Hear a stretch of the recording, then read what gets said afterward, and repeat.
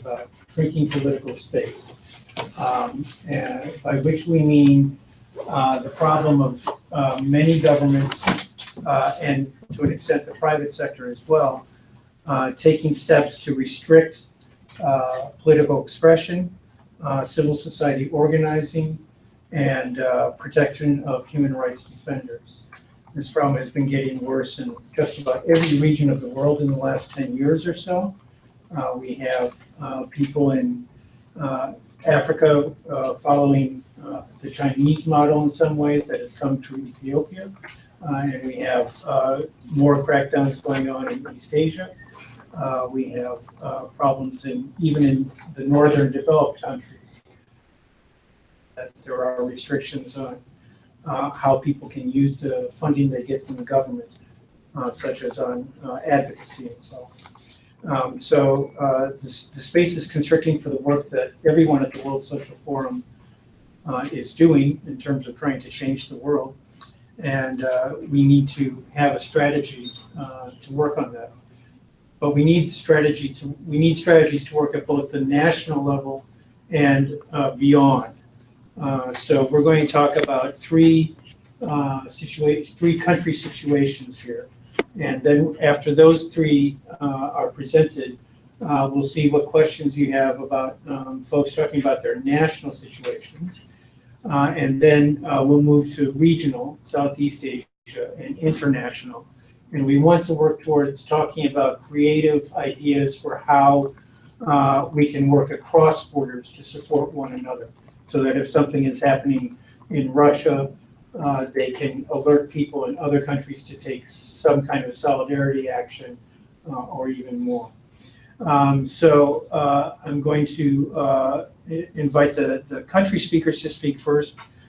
We have people from Guatemala, from Zimbabwe, and from Uganda, and I'll introduce them one by one. First, we have Omar Geronimo from Guatemala, and he can tell you about his organization. He will be speaking in Spanish with English translation by Doug Hertzler. Omar. Buenas tardes.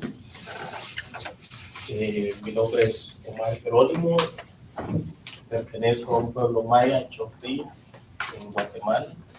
Good afternoon. My name is Omar Geronimo. I belong to a Maya Chofrí organization in Guatemala. En Guatemala coexistimos 23 pueblos mayas. In Guatemala, there are 23 different Mayan peoples. Más un pueblo no maya, otro afrodescendiente. And there's also one indigenous people that is not Mayan, and there are also African descended persons. En un territorio muy pequeño, 108,000 kilómetros cuadrados. In a small territory, 180,000 square kilometers. Y eso pues hace que tengamos más o menos 25 formas diferentes de ver el mundo. So because of this diversity, we have more or less 25 different ways of looking at the world. Pues, creemos que es una bendición para los pueblos. And we consider this to be a blessing for ourselves. Las empresas y el gobierno no piensan lo mismo. The international companies and the government don't think the same way. Voy a hablar de Guatemala, pero en cierta manera es como hablar de América Latina realmente. I'm going to talk about Guatemala, but in a certain way, I'm really talking about Latin America. Y voy a hablar sobre la defensa de los derechos humanos y colectivos de pueblos indígenas. We're going to talk about the defense of human rights and of indigenous, and the collective defense of collective indigenous rights. Y cómo el Estado responde a esa acción de defender derechos. And how the state responds to this action of defending their rights. Quisiera recordar que el día de ayer 9 era el Día Internacional de los Pueblos Indígenas. I'd like to remember that yesterday, the 9th, was the International Day of Indigenous Peoples. Ese día es un día importante porque es de las luchas de los pueblos indígenas This is a very important day for Indigenous people struggles. y es recordar lo plural que somos en el mundo. It's a way of remembering the plurality that we are on the diversity. Las luchas en Guatemala parecieran que por 300 años no cambia esa lucha. It seems like the social struggles in Guatemala haven't changed over 300 years. Están ubicadas en la defensa de la tierra, Our struggles are centered around defending our land, en la defensa del territorio, defense of territory, en la defensa del medio ambiente, defending the natural environment, la igualdad de los derechos the equality of human rights, y el cambio del modelo económico. and the changing the economic model. En marzo de este año caminamos más de 400 kilómetros en dos grandes marchas en Guatemala In March of this year, we had two large protest marches covering more than 400 kilometers por la defensa del agua, to defend the right to water. porque hay grandes empresas productoras de azúcar y de palma africana que se roban los ríos. Because there are large companies, producers of sugar and of African oil palm that are stealing the rivers. Y dejan sin agua a cientos de comunidades. And they're leaving hundreds of communities without water. Y es necesario devolver los ríos a sus caminos naturales, And it's necessary to return the rivers to their natural courses. porque el camino de los ríos hace que la biodiversidad logre ser sostenible. Because the natural course of the rivers is how biodiversity remains sustainable. Y eso está en riesgo ahora en Guatemala, en Honduras, en México, en muchos países. And that's at risk right now in Guatemala, Honduras, Mexico, and in many countries. Esas luchas por la tierra, por los derechos, por el agua, por la libre determinación de los pueblos, These struggles for land, for water, for the free determination of peoples, la respuesta que recibe del Estado y de las empresas es agrediéndolas. the response that the peoples receive is the government's attacking them, assaulting them. Con tres tipos de agresiones: And there are three types of aggression: amedrentamiento, intimidation, criminalización criminalization of human rights or of rights defenders, agresiones físicas y asesinato. physical aggression, and assassination.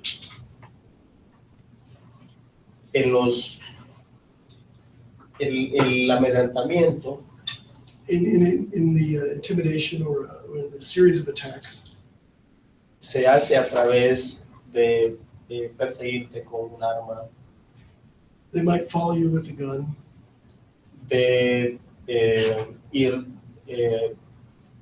estar controlando tu casa, they might be watching your house, de decirte que te van a secuestrar un familiar, they might tell you they're going to kidnap one of your family members. y su objetivo es que tengas miedo. And their objective is to make you afraid. La criminalización And the criminalization es donde participan las instituciones del Estado is where state institutions participate y empresas. and also companies. Entonces, hay campañas mediáticas Sometimes there'll be media campaigns donde empiezan a decirte que sos un delincuente, They'll be, in the press, they will say you are a criminal or a delinquent, que sos un criminal, that you're a criminal, que defender derechos es ser comunista, that if you're defending rights, that means you're a communist, que defender derechos es tratar de que tengan miedo por nosotros. and if you're defending rights, you're trying to, Terrorista. oh, you're trying to make us afraid. If you're defending rights, you're a terrorist. Luego las empresas te acusan de haber secuestrado trabajadores, The companies might accuse you of trying to detain or kidnap their workers, o que asesinaste a alguien, or they might accuse you of killing someone. van creando pruebas And they will create evidence or frame you. que pagan testigos falsos They might pay false witnesses para que vayan a un tribunal so that you end up in the court, a testiguar contra ti and people will testify against you, y terminas en la cárcel. and you end up in jail. Ese es el futuro de muchos líderes y lideresas defensoras de derechos humanos. This is the future of many women and men who lead who defend human rights. Pero otra buena parte de las agresiones se da con el asesinato, con agresiones graves, físicas. Some of the aggressions include assassination or serious physical aggression. Y cada vez más prefieren no criminalizar, sino asesinar a defensores de derechos humanos. And they're tending towards not doing less criminalization and more direct aggression. Y en todo esto participa el Estado. And in all this, the state is participating. El Estado establece mesas de diálogo The state sets up round tables, discussion forums entre empresas y comunidades, between communities and companies. y su objetivo no es resolver el problema, But the problem isn't, the objective isn't to resolve the problem, sino identificar quiénes son las personas que están enfrente de los movimientos but it's the way they identify the leaders of the community and the people who are the leaders of the movement. y que las empresas con sus ejércitos puedan entonces saber a quién tienen que agredir. And so the companies with their armies, with their mercenaries, know who to assault. Guatemala, 1996, firmó la paz In 1996, Guatemala signed peace accords después de 36 años de guerra, following 36 years of civil war, que lejos de una guerra fue un genocidio a los pueblos indígenas. which wasn't a civil war, it was a genocide against indigenous peoples.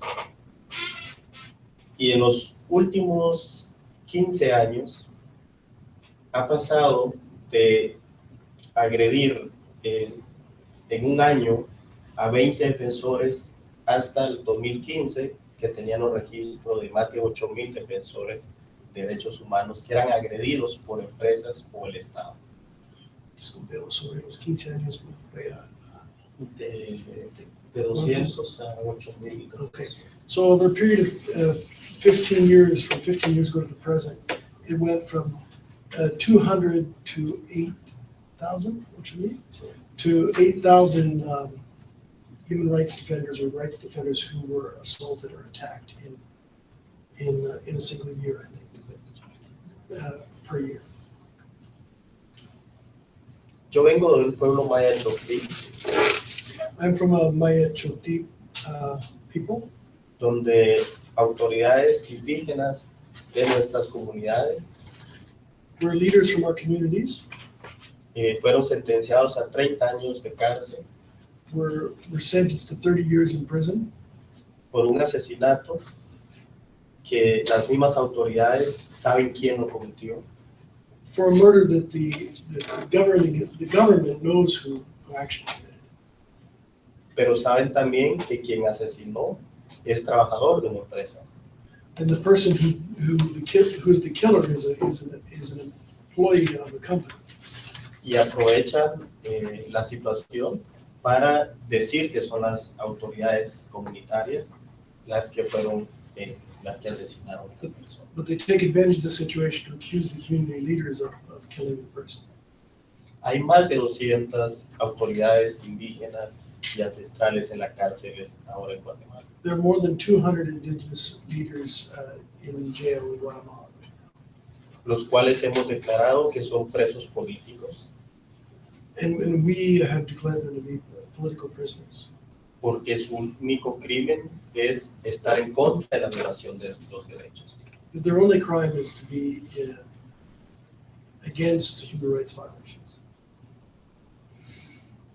Y para nosotros que haya una autoridad indígena en la cárcel es una situación muchísimo más complicada. For us, having an indigenous leader in jail is a situation that makes things much more complicated. Hay un pensamiento en los pueblos originarios There's a way of thinking in indigenous peoples que la tierra y nosotros somos uno solo. that the people and the land are one. Y cuando una autoridad está apresada, So when an indigenous leader is in prison, el espíritu de la comunidad también está en cárcel. so the spirit of the community is also in prison. Por eso es difícil. That makes the situation much more difficult for us.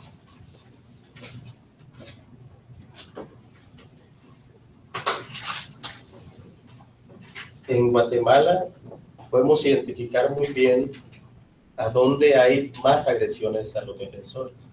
So in Guatemala, we can point to where specifically in the country there are more aggression against. ¿En qué parte de los territorios? In what parts of the territories? Y especialmente en empresas mineras, de explotación minera, Especially where there is mining, mining exploitation. empresas de producción de energía hidráulica, Where there are energy companies producing hydroelectric energy, o productoras de azúcar y palma africana. and where there are companies producing sugar or palm oil. Entonces el problema es la economía extractivista So the problem is the extractive economy, y no las poblaciones. and it's not the people's themselves. En todo esto podemos decir que las agresiones tienen un rostro también. So the aggressions have a face or a character. Solo el año pasado, más de 295 agresiones se registraron a autoridades indígenas. What's their number? Más que Dos nombres. dos Dos nombres. nombres. 925 Autoridades indígenas. indigenous leaders were victims of aggression. Es decir, las agresiones son contra las comunidades indígenas. And these aggressions are against the indigenous communities. Y en los últimos 15 años And so in the last 15 years, hemos visto cómo las agresiones son cada vez más contra las mujeres. in the last 15 years, we've seen that the aggressions are more direct against women. Pasamos del 2004 a tener 100 agresiones contra mujeres a 2015 tener 2.500 agresiones contra mujeres. 2,500, 100, entonces. So since 2004, we've gone from 100 attacks against women leaders to 2,500 attacks against women. Mientras que hay instituciones defensoras de derechos humanos, se mantiene ambivalente. Oh, while the overall number of attacks is relatively stable. Y aunque contra hombres es muy alta la agresión, So even though against men there's a high level of aggression, no aumenta como la agresión contra mujeres. it hasn't risen like the way that aggression against women has risen.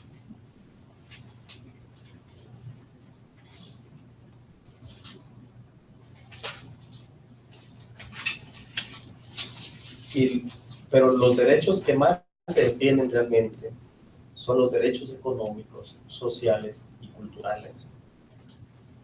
The rights we're defending are economic, social, and cultural rights. ¿Y por qué se defienden esos derechos? Es fundamental como comprenderlos. And why do we defend these rights? It's important to know. Es que la explicación única es, están íntimamente ligados a nuestra vida. Because these rights are intimately linked to our lives. Nuestras formas de ser, nuestra cultura, sin ella Our way of los being, pueblos our culture. desaparecemos. And without these rights, our peoples would disappear. Tenemos formas también de defendernos. We have certain ways in which we defend ourselves. Aprovechamos los espacios internacionales para denunciar empresas. Take advantage of the international forums to denounce companies. Identificamos de dónde vienen los capitales y cuestionamos esos capitales. So we figure out where the capital is coming from, and we question the investment of this capital. Recuerdo hace 2 años, el Fondo Petróleo de Noruega iba a financiar una hidroeléctrica en territorio chortí. So 2 years ago, petroleum money from Norway was going to invest in hydroelectric dams in the Choti territory. En este territorio habían asesinado a Carlos Hernández, And Carlos Hernandez was assassinated in that territory. un defensor de medio ambiente de nuestra And he organización. was an environmental rights defender and member of our community. Y habían agredido a 3 personas más. And they also assaulted 3 other people. Entonces fuimos al Comité de Derechos Humanos del Fondo y lo denunciamos. So we went to the Human Rights Committee of the fund, ¿cuál fondo? Del Fondo Petróleo. Of the petroleum fund in Norway. Y el día siguiente, el Fondo Petróleo había congelado esa inversión. And then after we went, in Norway, they froze the investment of that money. Aprovechamos el derecho internacional y los derechos constitucionales que tenemos We take advantage of international human rights and the rights that we have in our Constitution también para presentar denuncias contra empresas, contra el Estado. to denounce and present claims against companies in the state. Lo llevamos muchas veces a los tribunales We call them to the courts, y así logramos muchas veces detener también a las empresas. and so many times we were able to stop the companies from going forward. La forma de detener el miedo la hacemos a través de estas marchas como la que hicimos en marzo. The way we make them afraid is through these protest marches like we had in March. Pero también es importante recordar que Guatemala, el 63% de la población es pobre. 63% of the population in Guatemala is poor. Y depende muchas veces de los programas sociales del gobierno, And they depend a lot on the social programs of the government. de alimentos que dan los gobiernos, The food that the governments give out, de alimentos que dan las empresas. the food that companies sometimes give out. Entonces, nuestra estrategia a eso es hacer nuestras propias formas de producir alimentos de menor costo y de bajo impacto ambiental. So our strategy is to produce food at a lower cost and with less environmental impact. Otra cosa que aprendimos es a usar la tecnología. So one other thing we learned is to use technologies Para informar, para contrarrestar la comunicación, la información mediática de las empresas. to inform ourselves and to counter the information that companies put out in the media. tenemos radios comunitarias We use community radio stations. que las administran grupos de la comunidad. These are radio stations administered by groups in the community. Jóvenes cada vez en el internet, mandando información, Young people use the internet to send out information. y eso empieza a equilibrar un poco la opinión pública. And this begins to provide a more balanced information to shape public opinion. Pero tenemos un Estado en contra, empresas en contra, But we have the state against us and companies against us. y todo esto siempre va a ser un reto para nosotros. And that's going to always be a challenge for us. Creemos que esos retos pueden ir cada vez siendo menos pesados And these challenges or obstacles will be less heavy upon us si compartimos la carga. if we all share the load. Y eso es un llamado realmente a no solo venir a estos foros, sino construir redes de solidaridad. And so this is a call really to not just come to these forums, but build networks of solidarity. Porque podemos volvernos, hicimos un foro muy bonito, viajamos, conocimos, pero no cambia nada. We could just return home after doing an event, very nice event, but nothing changes. Entonces tenemos un reto realmente como ciudadanos del mundo So de transformar las cosas. we have a challenge as world citizens to transform things. Porque las luchas por el medio ambiente, por la tierra, por la vida, no son de un grupo, The struggles for land, for the environment, for life, they're not just in one group. sino que son también incluso de la gente que vive en Montreal, que se alimenta de esas tierras. They're also struggles of the people here in Montreal who live or feed themselves from these lands. Estaba viendo la contabilidad mundial que hacen las grandes organizaciones de medio ambiente. The Global Accountability Project is seeing that Y por lo que Canadá necesitaría producir en 2 países, 2 Canadá, para poder alimentar a su población. Canada would need to produce twice as much as it does in order to feed its population. We need 2 Canadas to feed the actual population of Canada. Entonces, esa otra producción de Canadá viene de otros países. So the rest of what is consumed by Canada comes from other places. Ahora me tomé un café de África, Just now I drank coffee from Africa mañana un café de África. this morning. Muchas gracias. Thank you.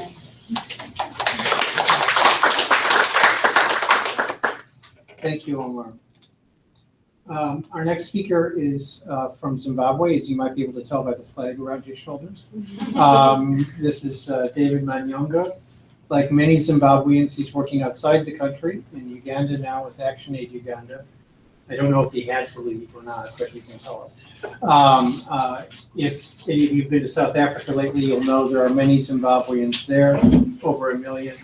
The situation in Zimbabwe, well, David will tell you about it, but we know it's been bad for the last 15 years. And just very recently, there have been a series of promising citizens' actions. So let's ask David to tell us about that. Thank you very much, Soren. Very good afternoon, ladies and gentlemen. Always hard to tell a sad story. The story of Zimbabwe is similar to what my brother has been sharing about what is happening in Guatemala. 10 minutes is not good enough, but I will try to skip what he has said because some of the tactics that are being used in Guatemala are also similar to what we're encountering in Zimbabwe. I think you're familiar with the story of Zimbabwe, or you've heard about Zimbabwe. Zimbabwe became Zimbabwe in 1980. Previously, it was Rhodesia up to 1980. One of those few countries that attained independence, the last few before South Africa. a country which had a big promise of growth at attainment of independence, highly industrialized, probably the second industrialized in sub-Saharan Africa after South Africa, with the highest literacy rate within Africa, and also quite some industrious people. But what has happened since 1980 to now is a very sad story. And unfortunately, the situation that is prevailing is actually quite tragic. I think we are very popular as a country, Zimbabwe, because of our president. The long-serving president of Zimbabwe, 92 years old, is still saying he's determined to go all the way. He's preparing to stand for his party. He has been nominated to stand again in 2018, when he will be 94 years old. I think that is what Zimbabwe is known for. But let me paint a scenario of what could have happened if this meeting was in Zimbabwe. First of all, if this meeting was in Zimbabwe, all your biodata to work for what you have done should have to be presented to the state agencies before the meeting. Each one of the participants who is here, the state agencies, the police, and the central intelligence organizations would need to know who you are. Secondly, you would have a number of uninvited guests, probably in dark glasses, who are also from the state and the police machinery, listening to what we are talking about. And thirdly, as organizers or conveners of the meeting would have submitted an agenda for this session to the state agencies. And it was also most likely that anyone who was going to speak here out of self-censorship was not going to criticize the government of Zimbabwe. It is also likely that after the meeting, those who would have spoken will be interviewed again by the state. That is the scenario prevailing in Zimbabwe right now.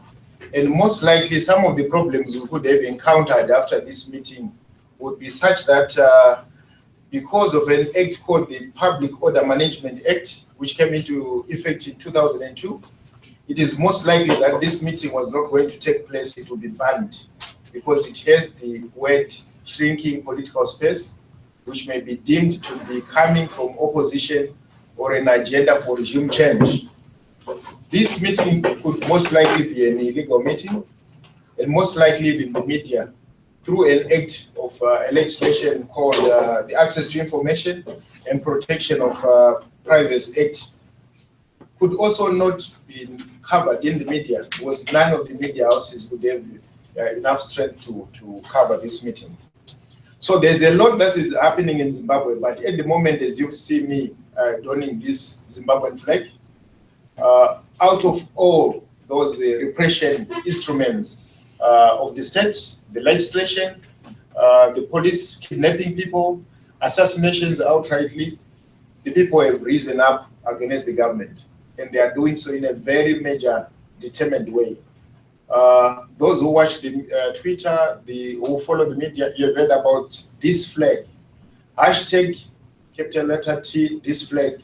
It's a movement initiated by a little known pastor who has been challenging the government to say, listen to us. We want you as our government to listen to us. We want you to fix the economy.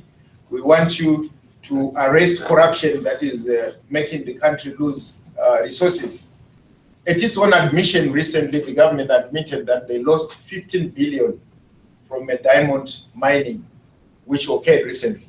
So a lot of pressure is coming, not only from the political parties, but also from the citizens. So we have a number of movements that have come up. Some are graduates. Zimbabwe has an unemployment rate of 95%. And recently, those graduates have been getting on the streets, demonstrating, going to be hawkers on streets, roads, selling sweets, wearing their gowns, as a demonstration to the government that, look, you need to do something. You need to give us jobs. You need to listen to what the people are going to say. I think you've heard about the record-breaking Zimbabwe inflation of 2008, where inflation reached its highest level ever in the world, 231 million% of inflation. You can't obviously comprehend what that means. You could not go when you're in a queue of line trying to buy bread, which bread you have to buy with loads of money. The price will literally change 10 times before you would buy that bread. So the current situation is that the government adopted the US dollar as the main currency, including other currencies of South Africa, because the Zimbabwean dollar collapsed. But at the moment, as the government is going towards the election, they want to print a bond note, which they say is equivalent to the American dollar. And that is one of the instigators of the current uprising. The people are saying, no, we don't want you to bring another currency which you forge when you go to elections and make people more poor. So as that is happening, it has had a hit where shrinking political space occurs. The economy goes into a tailspin. The Zimbabwean economy has nosedived. There is no cash right now. Public servants, teachers, soldiers, police have gone for months without being paid. In the past 4 months, there's no single month that the government has been able to pay salaries to public servants within the month. They are staggering payments and without any cash. The country is isolated with very few friends, and the situation is desperate because people know that the president, who is 92 years, may eventually be called by the creator. So within the ruling party, there is a serious fight which is also affecting the people. So that is the situation as it is for the common people who are unable to buy or access common products. But at the end of the day, when you look at a population of 14 million Zimbabweans, 4 million Zimbabweans are outside the country, including 1 million probably in South Africa alone. And all over the world where you go, you come across Zimbabweans. And this is directly linked to the fact that they have no voice in their own country. When you resist, when you are followed by police, when you receive that knock at your door, the obvious things for people to get out of the country and go elsewhere. So that is what has been happening. I will not repeat because of the sake of time in terms of the tools that are being used, but they are as crude as elsewhere, with outright assassination. A number of people who actually are missing. One of them, called Itai Zamara, missed on in May of 2015, demonstrating for the president to step down in the city square called Africa Union Square. He has never been seen up to now. People don't know where the state agents have put him. So the efforts for civil movement have been ongoing.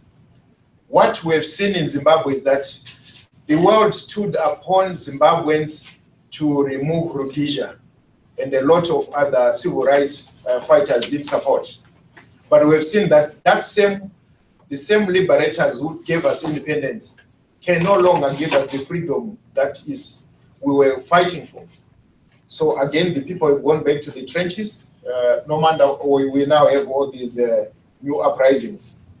A number of things are happening within the context of Zimbabwe. ActionAid is unable to be here today because if they come from Zimbabwe, they risk being actually banned or being forced to stay out of the country. I just spoke to by Skype, the country director of ActionAid.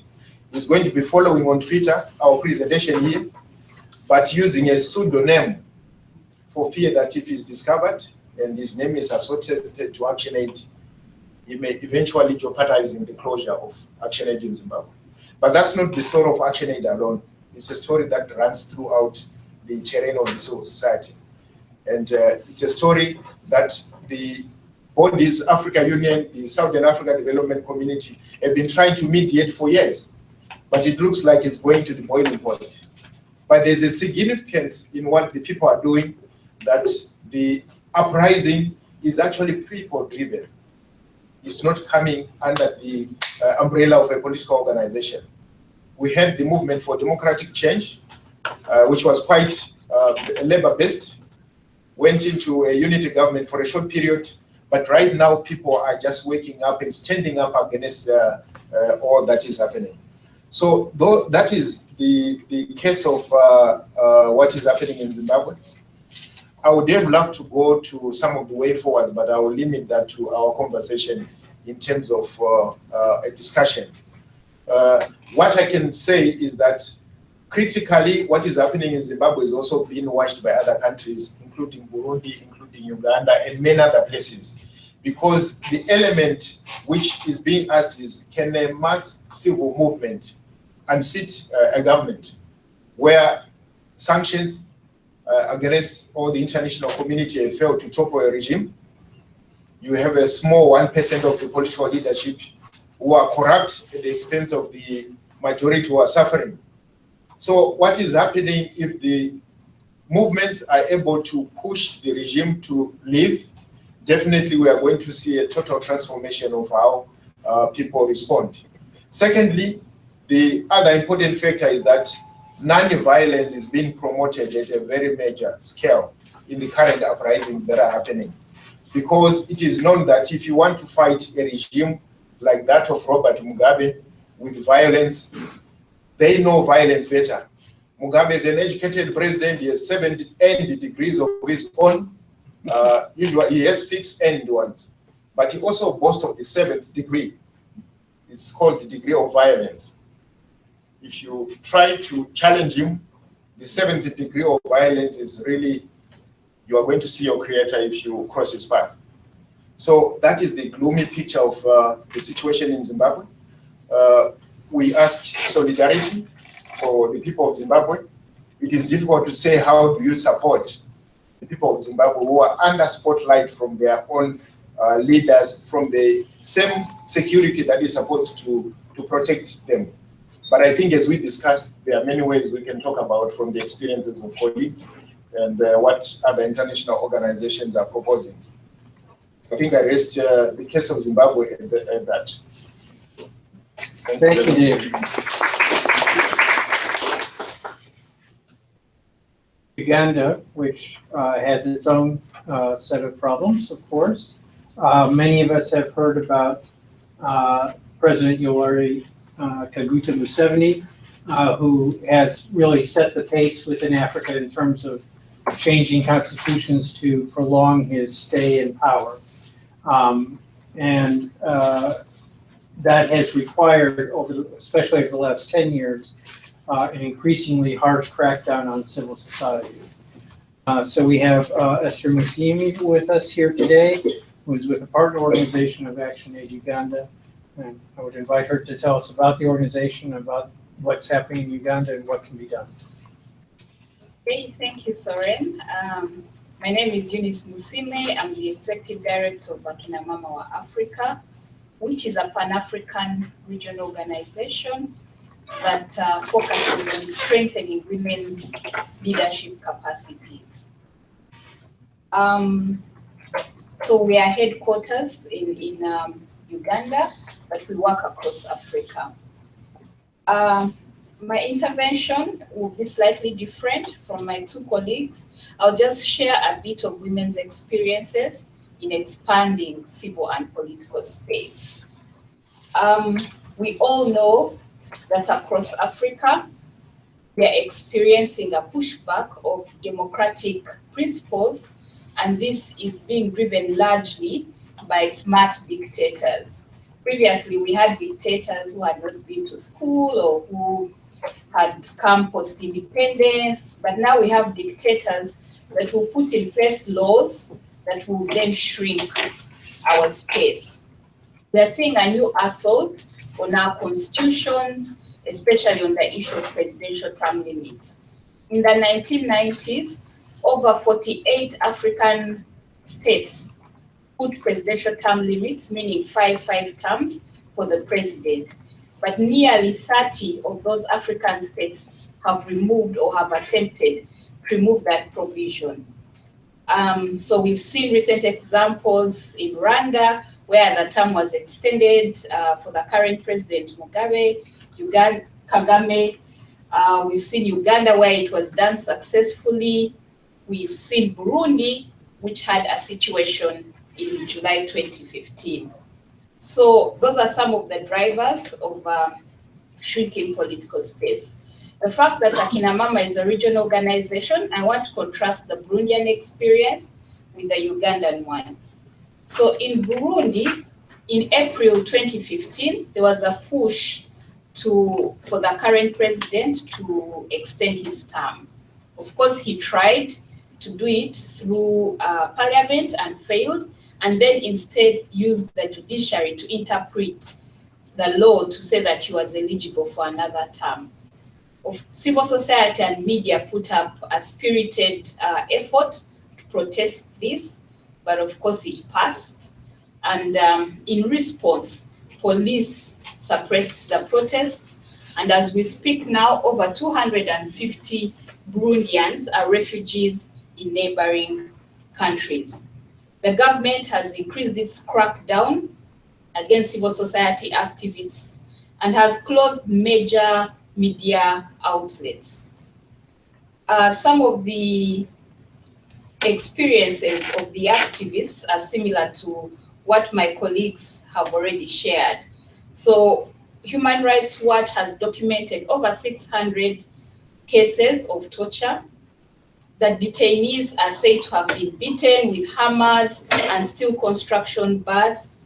There are reports of melting plastic on the bodies of detainees. There are reports of using electric shocks to shock detainees. There are reports of tying men's genitals as they try to retrieve information. And of course, over 80% of the women that are fleeing from the conflict have experienced sexual and gender-based violence. That is the Burundi situation right now. We all know of high-profile murders, like my colleagues have talked about. Even just 3 weeks ago, a former member of parliament was assassinated. In Uganda, the president managed to successfully remove presidential term limits. So he's been in power for over 30 years now. We just had an election in February 2016. Of course, he won the election. We know in Africa, it's very hard to remove the incumbent. So that's why presidential term limits becomes important. When President Obama was in Africa recently, he tried to emphasize this point of presidential term limits. So post the removal of term limits in Uganda, we've seen a number of laws that have been passed that constrict the space for civil and political actors, including the Public Order Management Act. So similar to what David has shared, if you had to have a meeting like this, again, you'd have to have police permission. Post-election, when the president won, it was not a celebration. There was a lot of tension. A lot of actors had had said that there would be a lot of violence, but it did not happen. Instead, it's quite hidden. A lot of actors that were imprisoned, or for example, the main opposition candidate, he's the most imprisoned politician in Africa. He's broken that world record.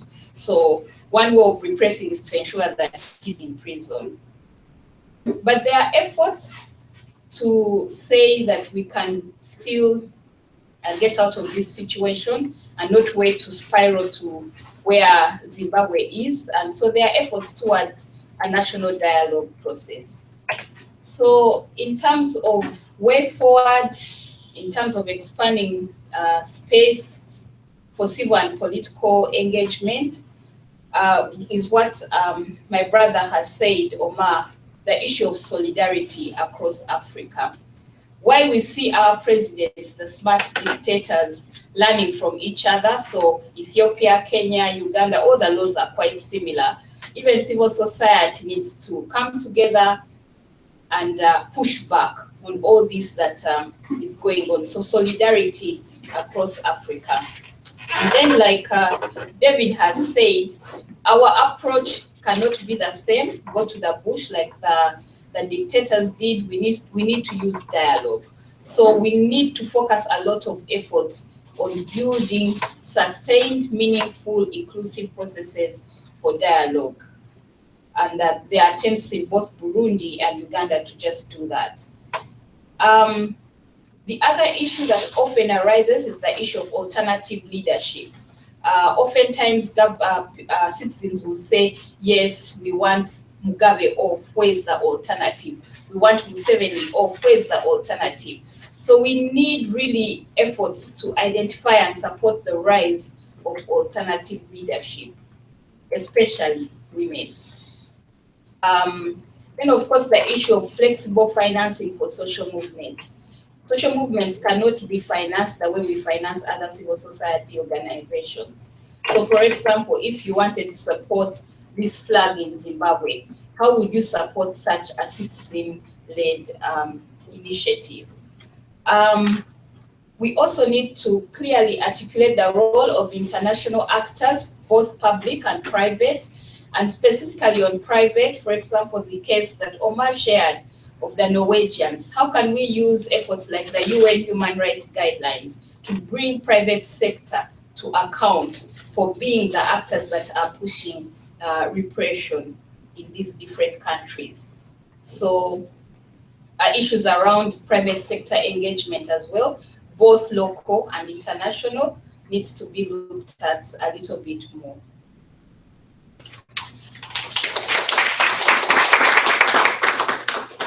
Thank you very much, James. So we've now had presentations from 3 countries across Africa and Central America. I think they were pretty rich descriptions of pretty bad situations. But we've also been hearing about how people are organizing to fight back. It's encouraging that people are able to do that. But as I said earlier, we do want to get to thinking more about how we can do more international on doing that. Before we proceed to our regional and international presentations, I want to see if people have questions or suggestions about what has been said about Zimbabwe, Uganda, Burundi, and Guatemala. Yes. Go on, please identify yourself. I'm Farah. I'm the country director of Action Aid in Bangladesh. First of all, solidarity with all of you, because if you look at Bangladesh or parts of South Asia, we have similar stories to tell. Omar, you talked about the grabbing of rivers, and in Bangladesh we've been, along with other countries of South Asia, looking at the issue of the rights of rivers. We're talking about water commons, and we're trying to push out that the rivers' rights needs to be also looked into and ensured, because we've looked at it from the human perspective, people's rights, but encroachment on rivers has been along by private sector and in the name of development, actually creating a lot of obstacles, and including the environment. Then we also have issues of energy and foreign companies coming and ruining our heritage, like the Sundarbans. And this is happening while the rest of the world, international world, is silenced, because the company comes from India. My government has opened the doors to them. There's issues of environment which will not just impact on Bangladesh, but it will impact climate change globally. That conversation or that sort of activism by or international treaty is not protecting us. Coming to the issue of shrinking political space, you absolutely said it right, that smart dictators learn from each other. They learn all the negative aspects, and just as I speak, we're fighting in Bangladesh to stop the passage, the enactment of a law which is called the Foreign Donation Act, and it's going to restrict NGOs. And before it was about controlling and regulation. Now they've brought in a clause says any reference mention which is considered against constitution bodies, state bodies, could lead to the cancellation of registration.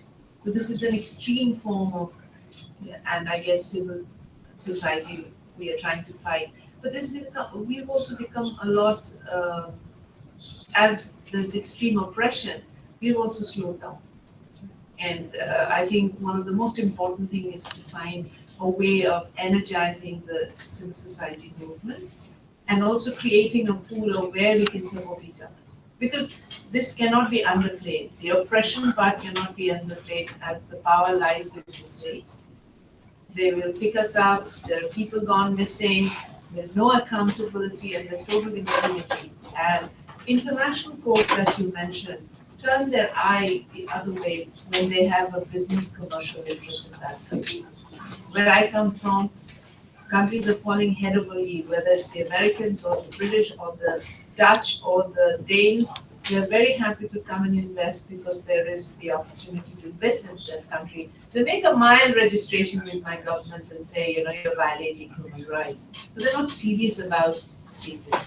So I think that's where we need to really come together as the civil society and hold our governments accountable. Thank you, Farah. Other comments or questions? Yes. I'm Asim Jafri. I'm representing Oxfam in Pakistan and looking forward some comments that this is the very recognized phenomenal challenge that civil society space is shrinking across the Africa, in China, in Asia, everywhere. And I believe that we can change it if we make a consistent effort that civil society organizations are all the time engaged in advocacy work, producing the evidence-based researches and everything. If we convert them into those researches into the knowledge product, high visuals, and then with the very specific target to raise the awareness on social media and engaging with the media actors, good journalists, then the regime can be changed and making an extra pressure on the political capture of those families who are belonging to the economic elite and feudal and supporting the market economies. So such challenges will create such a momentum like graduate movements is such a evident thing. So I believe also that INGOs, if working together, building alliances, regional or global, that also putting the pressure on all the political captures in every developing country almost. And especially in Pakistani case, similar as Sarah said, the different acts, new clauses, they're taking the regulatory captures. So no new laws are creating the more problem for civil society at community level, at national level, at every level. Thank you. Yes. Yes, that's you. Thank you. Thank you to the presenters. My name is Juliet Wajega from the Teachers Union in Uganda.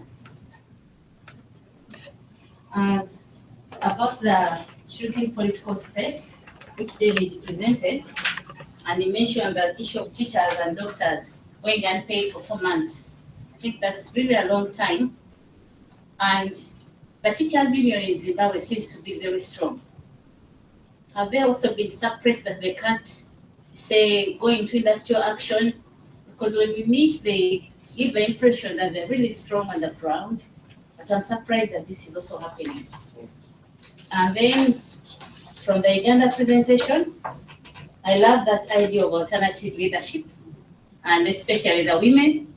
So we need to get our way forward. How do we go about it? What are those strategies we need to come up with? Thank you. Any other questions or comments? Okay, let me ask our first three presenters if they'd like to respond to any of the ideas or the questions. Omar?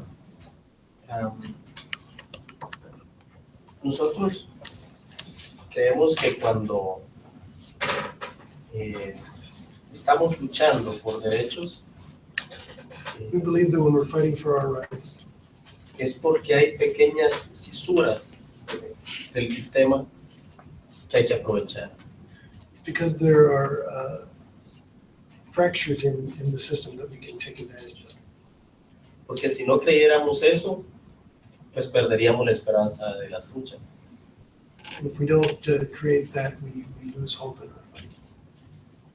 Entonces, nosotros estudiamos mucho la legislación internacional So we study the international legislation y la nacional, and the national legislation. y es por ahí donde llevamos demandas y muchas tienen éxito. And so we find the places where we can make demands and many times we have success. Pero hacemos un registro mental de lo que logramos But when we do a mental assessment of what we've achieved, para seguir insistiendo a los tribunales que sí hay jurisprudencia sobre esos derechos. when we assess what we've achieved, then we continue in the courts to insist that there's jurisprudence that maintains that. Pero el secreto realmente es la organización, es la fuerza de la gente. But the secret is the organization of the people. Mucho financiamiento, This doesn't cost a lot of money, sino voluntad de la gente. but it takes the will of the people. Porque es una realidad que el financiamiento cada vez es menos. Because it's a reality that each time there's less financing for organizing. Y la violencia cada vez es más fuerte. And the violence is always growing. Pero debemos de seguir luchando. But we have to keep on struggling. Thank you, Omar. David, any comments? Yes, thank you very much. I think I appreciate the comment on the global response, both from the perspective of Bangladesh and Pakistan, acknowledging that we need to do more as a global response. But I would want to say that as international organizations, I think we are almost late in terms of responding and framing the issue of shrinking political space, that we don't have a very cohesive, consistent approach as international organizations on the issue of shrinking political space, to the extent that by its own nature, shrinking political space occurs in different manifestations in different countries. It doesn't take a uniform occurrence in each country. So it becomes very, very difficult if we don't take a global response, if we don't take solidarity that is coordinated and consistent to be able to fight it. Because it's not only happening in developing worlds, but also in the developed worlds. They are so grappling with the same issue of individual privacy, tapping of telephones. Democracies in Turkey or world over, it comes in different manifestations. So I think there's a need for international organizations. Little wonder, I think our guest will speak a lot more about that in terms of what efforts are coming up to be able to frame that. And also at a country level, I think it calls for our own engagement with our constituencies so that we have a real constituents. Because at the end of the day, shrinking political space can only be won and be defended by the people, the citizens themselves. It's not an organizational thing, you cannot own it. It's a right which is fluid in the people. So that is my comment on how best we can frame and move forward, picking on the ideas that are coming from colleagues. I would want to respond on the issue of Zimbabwe, the teachers union and all the unions that are in Zimbabwe. There are various formations. Over the years, I think they've really built up strong unions in Zimbabwe against all odds, and they are saluted for that. But consistently, the issues are almost the same year in, year out. Chasing an increment, perhaps a mere 4 or 5% increment in salary, which takes a very protracted process with a big impact on the quality of education. Most of these countries in Uganda, Zimbabwe, they now have universal primary education, universal secondary education.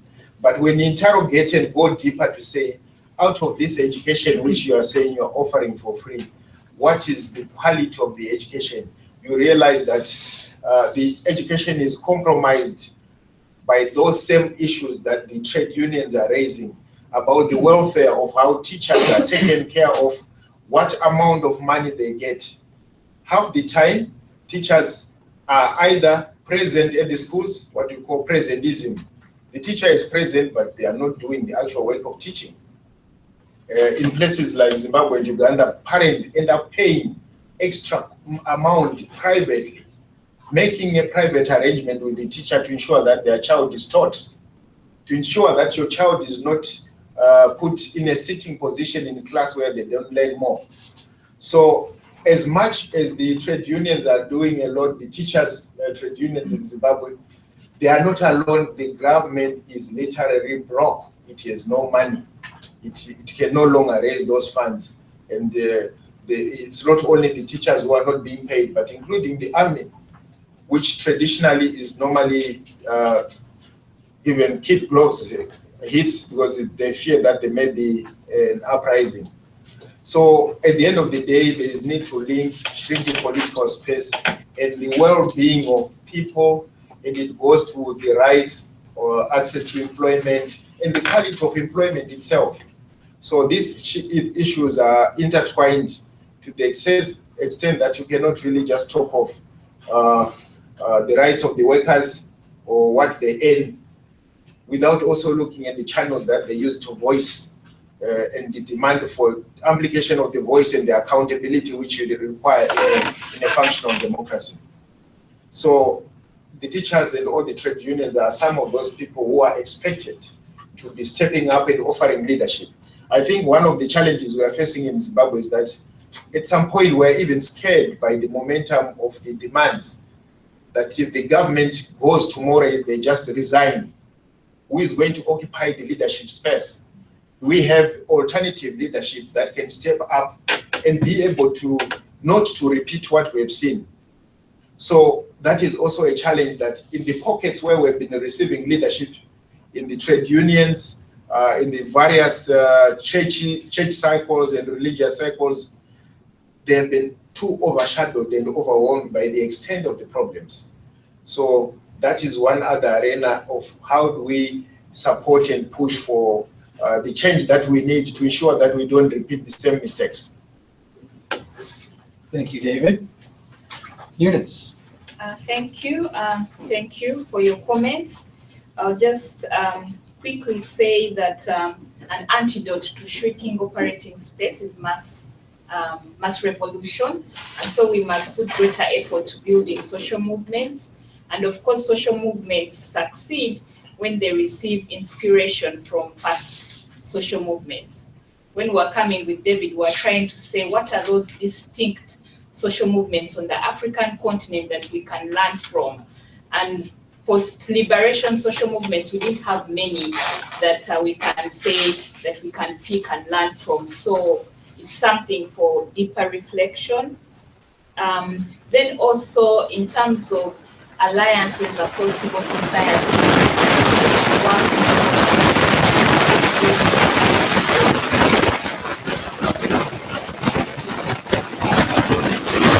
from the trade unions.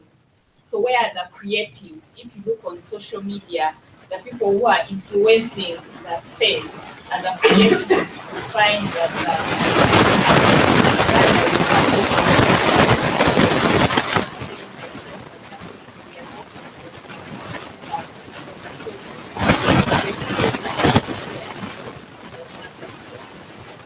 and then in terms of looking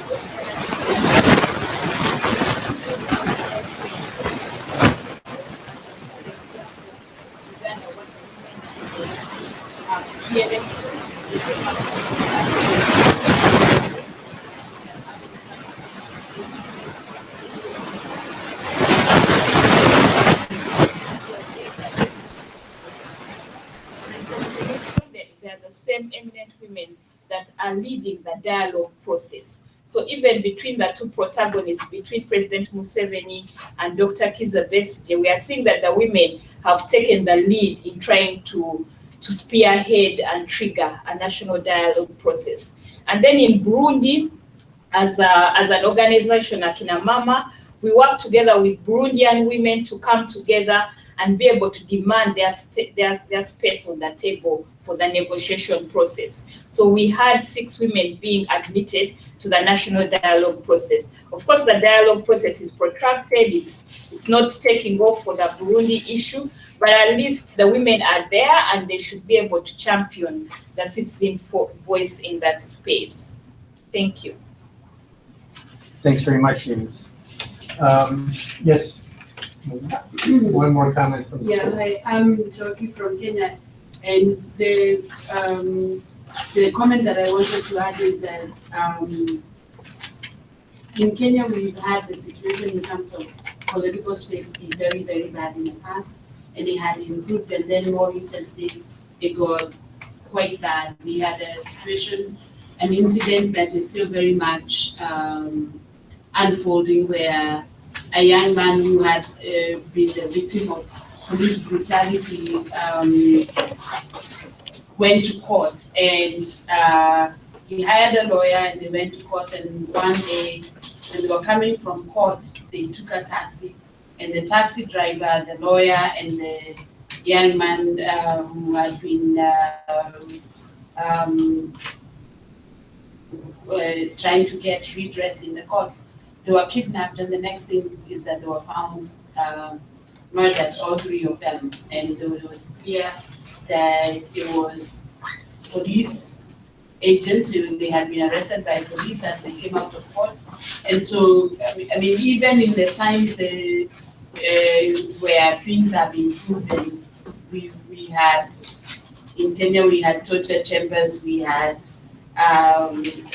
people being disappeared and the rest, and that seemed to have passed. It is coming back, and I mean people are people are in shock, and but the extrajudicial killings have been going on, but this was so blatant that it galvanized everybody, and the lawyers went on strike, and they had a big demonstration. So I think one of the other things is to understand for all of us that even in the countries where things have been improving, that slippery slope of going back to that repression is very, very much, that door is not closed, and there are lessons to be learned about guarding the gains and also keeping the momentum forward instead of going back, which is what we have seen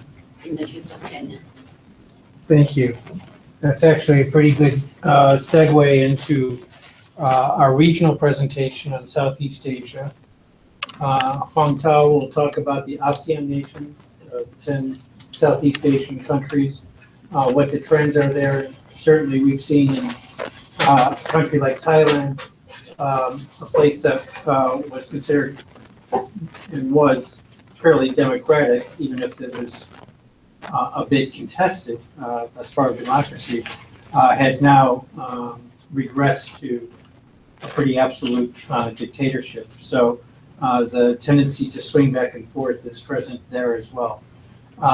So I'll turn it over to Tao, and she'll tell us about a few of the countries in the region and what's happening. Thank you, Suman. Thank you, everyone. It's a pleasure to be here today, and I am Tao. I come from Vietnam, and I work with ActionAid also. My sharing with you now is very much around the situation in ASEAN countries. So what is ASEAN? Of course, all of you know, but just to remind ourselves, ASEAN is a regional institution consisting of 10 nations in Southeast Asia. And it was established in 1967. It has a population of 650 million.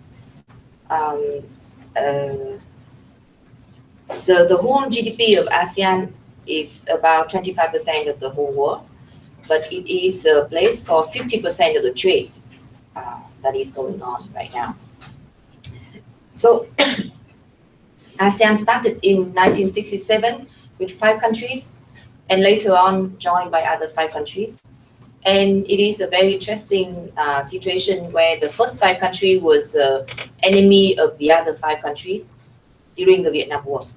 So you see that history and you see that situation when it comes to civil society discussion.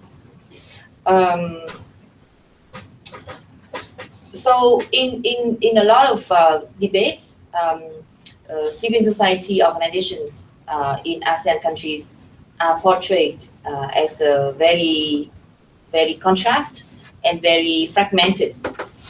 Why? Because in some countries like Malaysia, Philippines, Indonesia, you see a very high level of development of civil society, where you have different groups, you have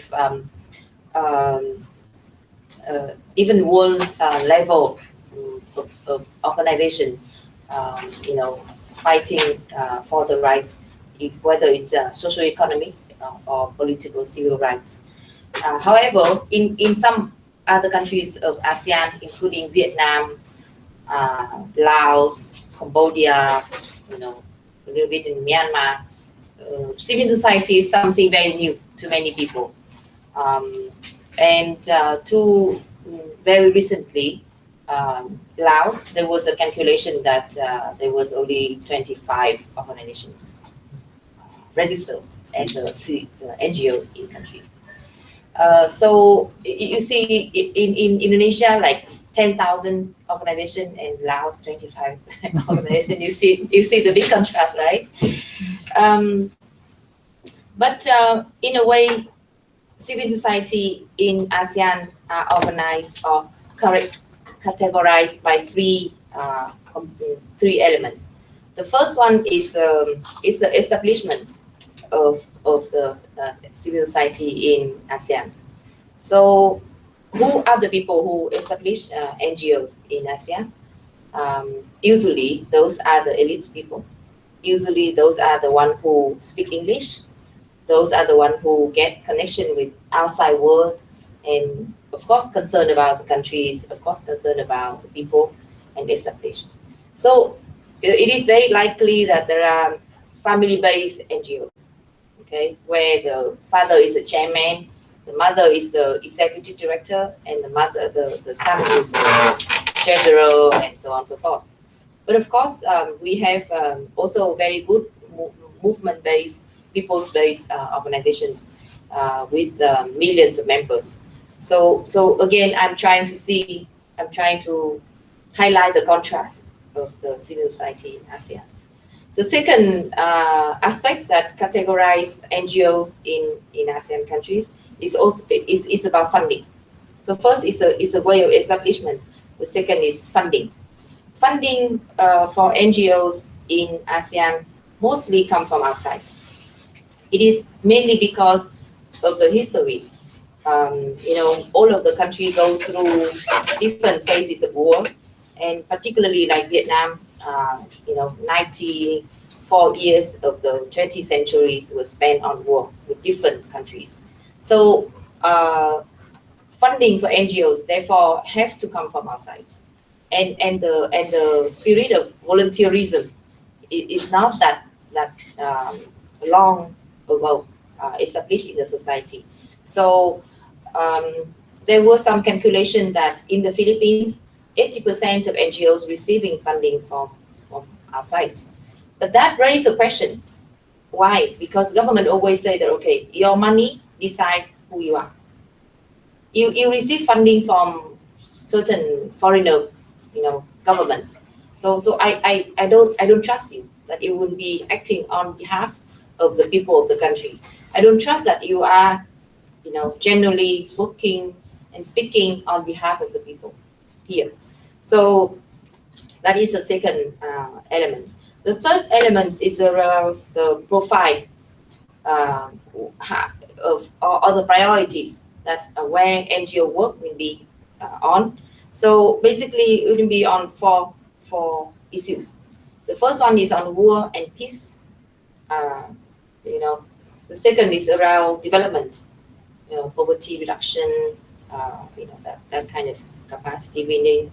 The third one is around humanitarian response. You see, there are many storms, visiting ASEAN countries in the world. So Philippines, like 45 storms per year coming and visit the country.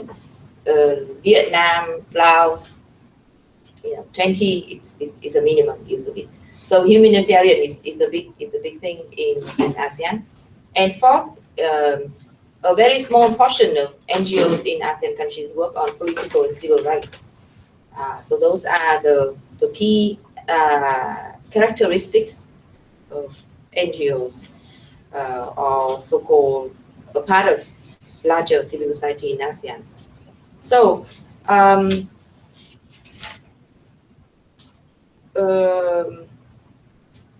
I share a lot with what Omar and David and Eunice just share around how governments see NGOs, how they control. So of course, violence and intimidation, it's something that is usually used. But apart from that, we also see some other areas, some other ways, some other tools. The first is the smear campaigns. Okay, once if you get targeted, then all of information around how bad you are, how unaccountable you are, how intransparent you are. So that is one way. The second is the restriction of funding, where Farah already mentioned about. So it's very common in many ASEAN countries that government control the funding for NGOs very strictly. And the other way is to restrict technically, delay your registration, whether do not give permission for your activities, or control and monitor the activities or other stuff. So those are quite familiar and similar. We also see the wave of how control go up and down. So when it comes to elections, when it comes to international exposures, the control is much more strong. Government always feel very threatened, very fearful when international exposure engaged. So recently, I'm sure that maybe some of you here engaged in the Asia-Europe People's Forum. 4 years ago, it was held in Laos, and one of the Laotian organizers was kidnapped, and that was recorded in a video. He was kidnapped in front of the filling station, and the camera, the monitoring camera, record the whole film. And 4 years now, government still saying that no, we don't know anything about it. We are watching on it. So even a country with only 25 organizations, that's still happening. So you can imagine how it is happening in other countries. And maybe Cambodia, just recently you heard about Lek K, one of the leading activists who spoke openly, criticizing the government as well as other parties, not only the government, also other political parties, on corruption, on restricting the rights of the people, was killed in the open air when he was waiting for his wife in a supermarket.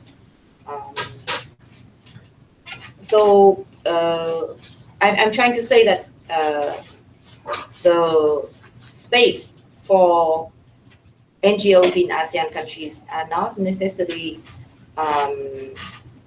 as open as perceived from outside. The space is significantly reduced when it comes to the conflict between the people and the corporates.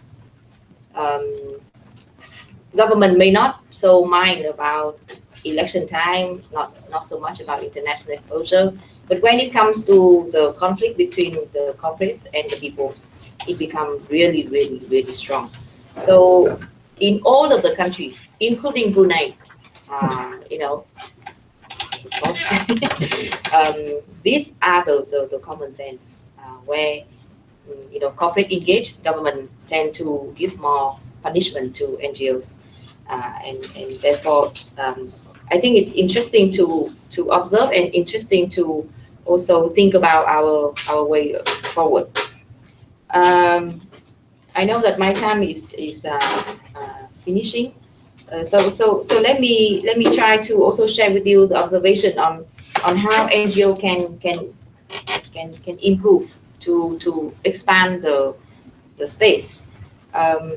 The first one is that we need to improve our independence of funding and thoughts.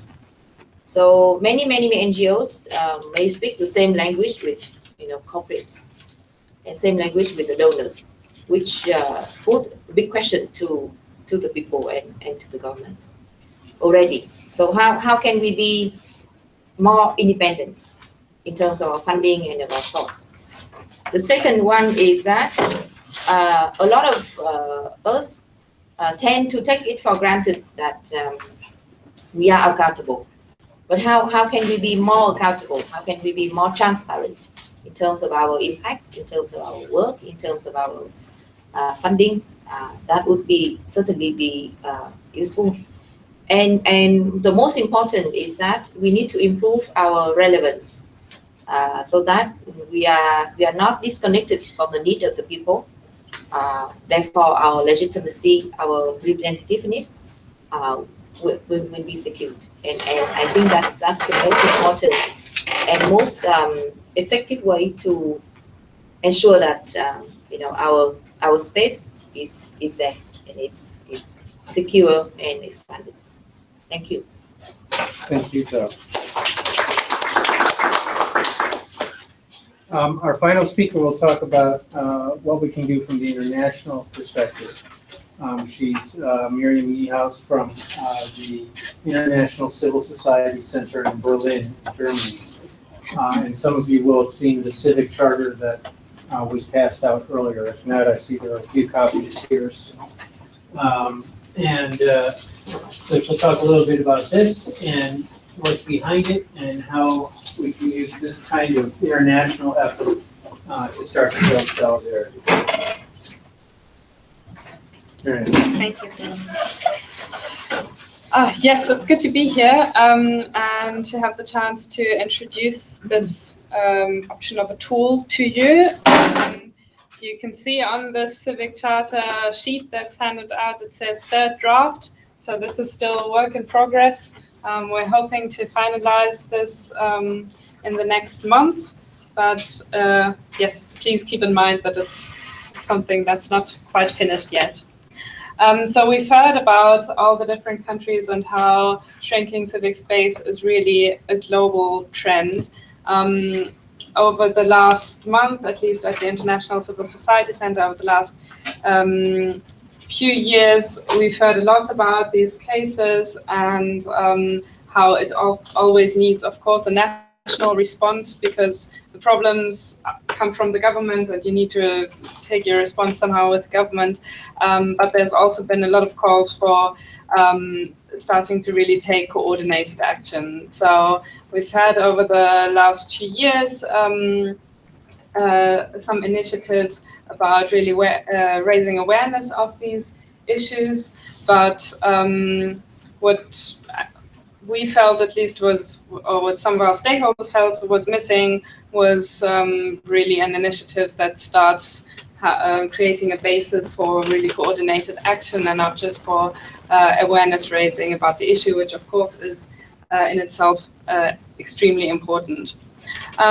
So the idea of a civic charter for civic participation came up, and the goals or the ideas behind it are that it should really articulate this common struggle that we're having and the importance of civil society and of uniting civil society behind this common set of values that we have and behind those those rights that we are really, as civil society and as activists, as citizens, that we are entitled to in terms of shaping our society. This is not a right that should be granted by our governments. This is something we have inherently.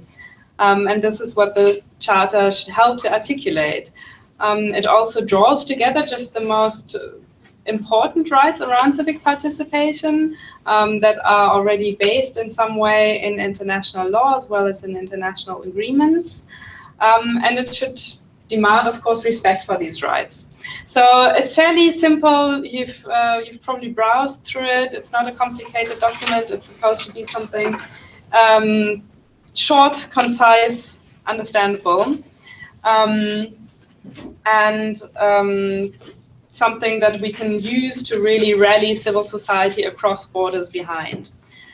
So just so that you get a little bit of a better understanding of where this came from, the idea came up at a meeting last year in Bangkok, at a civil society organizations meeting where several stakeholders came together, amongst them Civicus and ICNL, the International Center for Nonprofit Law, two organizations who've really been at the forefront of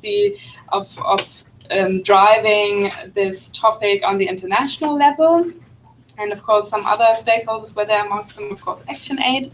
And these stakeholders talked about what we can do on the international level. And there were ideas about rapid response system on an international level, about an international campaign on this issue, and about a civic charter. And the sense was that the civic charter could really basically provide a basis for all of these responses, or at least, be a first step in this direction.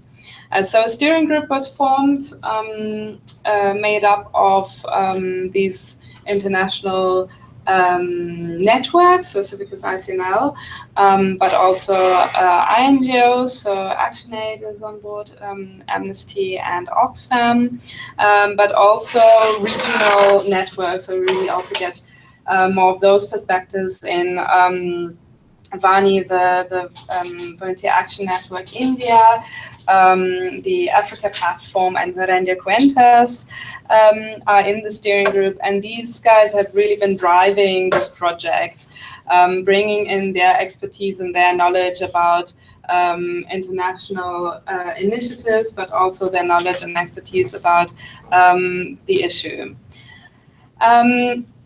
During the course of the last few months, we've then tried to do several rounds of consultations. So it is really important that this charter is deeply grounded in civil society and among activists. So in the first round of consultation, we brought in voices from the sector and from activists to get a sense of the rights that they feel are the most important, and the arguments for the space of civil society, because this is also something that we really have to work with. I mean, we've heard it before, there's a lot of smear campaigns going on. We also have trouble with, of course, business infringing on our space, and we really need to be very good at making the case for civic space. So this was also part of this consultation. On this first round, we had a first draft and another round of very extensive consultation, culminating in a meeting with activists and civil society organization staff in Tanzania 6 weeks ago, to really drill down of shaping this further.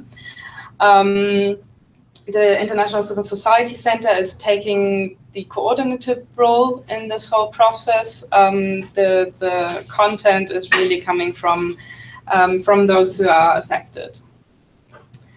So in terms of the next steps, we're still finalizing this, as I said, and we want to link the provisions that are in this charter to international law and agreements to make the case stronger. And of course, it needs to be translated into as many many languages as possible, so it's really accessible for people.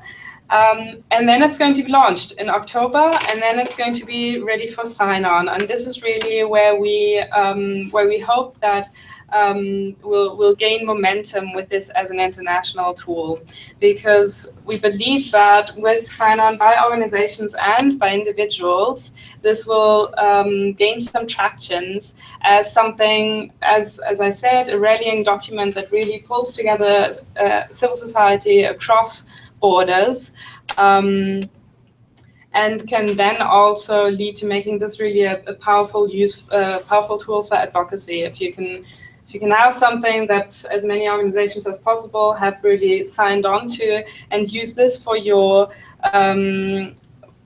activities, then this could be really something quite useful. And I mean, the primary use for it is that it creates a common language, a frame for us to say this is the space that we demand, this is the framework for it.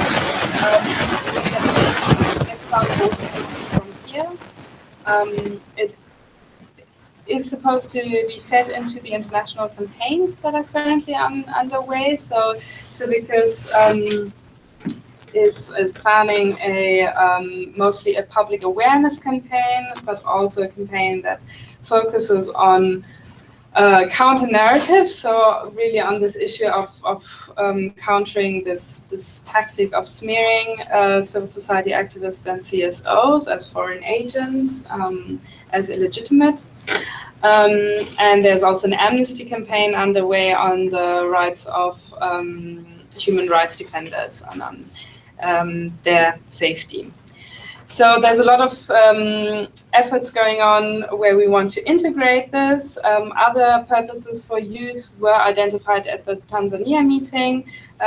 Several people could see this using it for civic education. So educating your communities around the civic rights they have.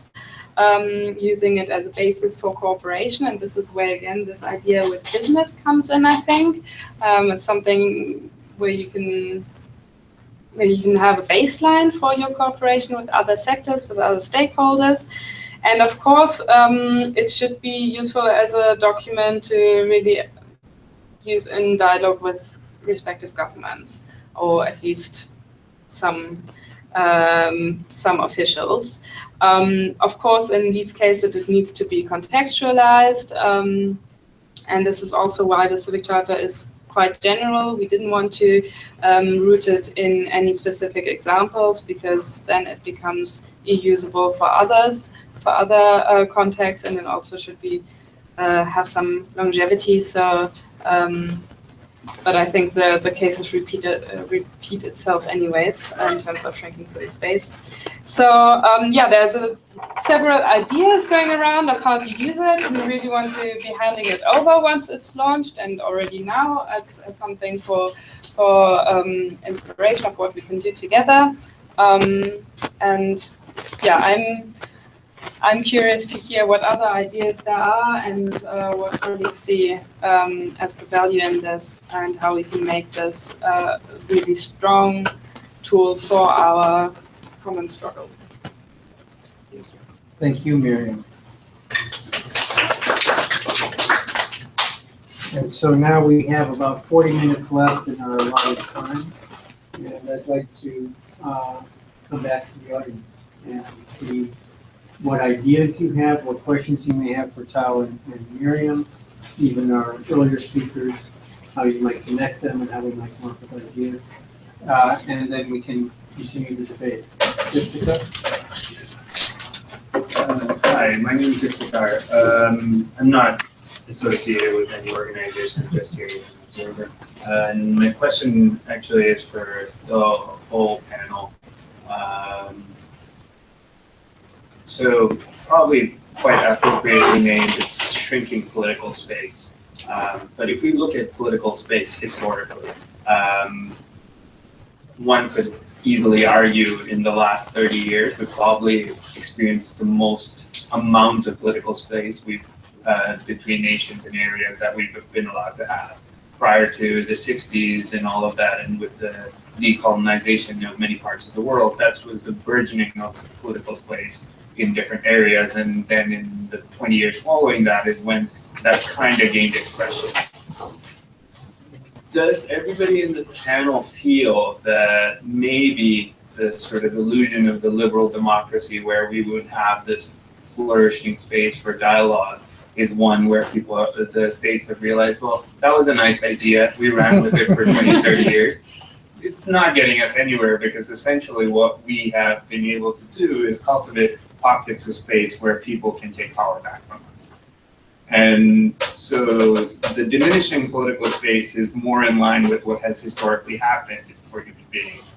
And as a mode of countering this, an example that I kind of harken back to, it's not necessarily one that has been fully successful, but if one looks at what Hugo Chavez was able to do initially in Venezuela with the Barrio movement, was establish pockets where locally the ability to have these discussions, the ability for self-governance and all of that started to flourish to whatever its limitations being aside.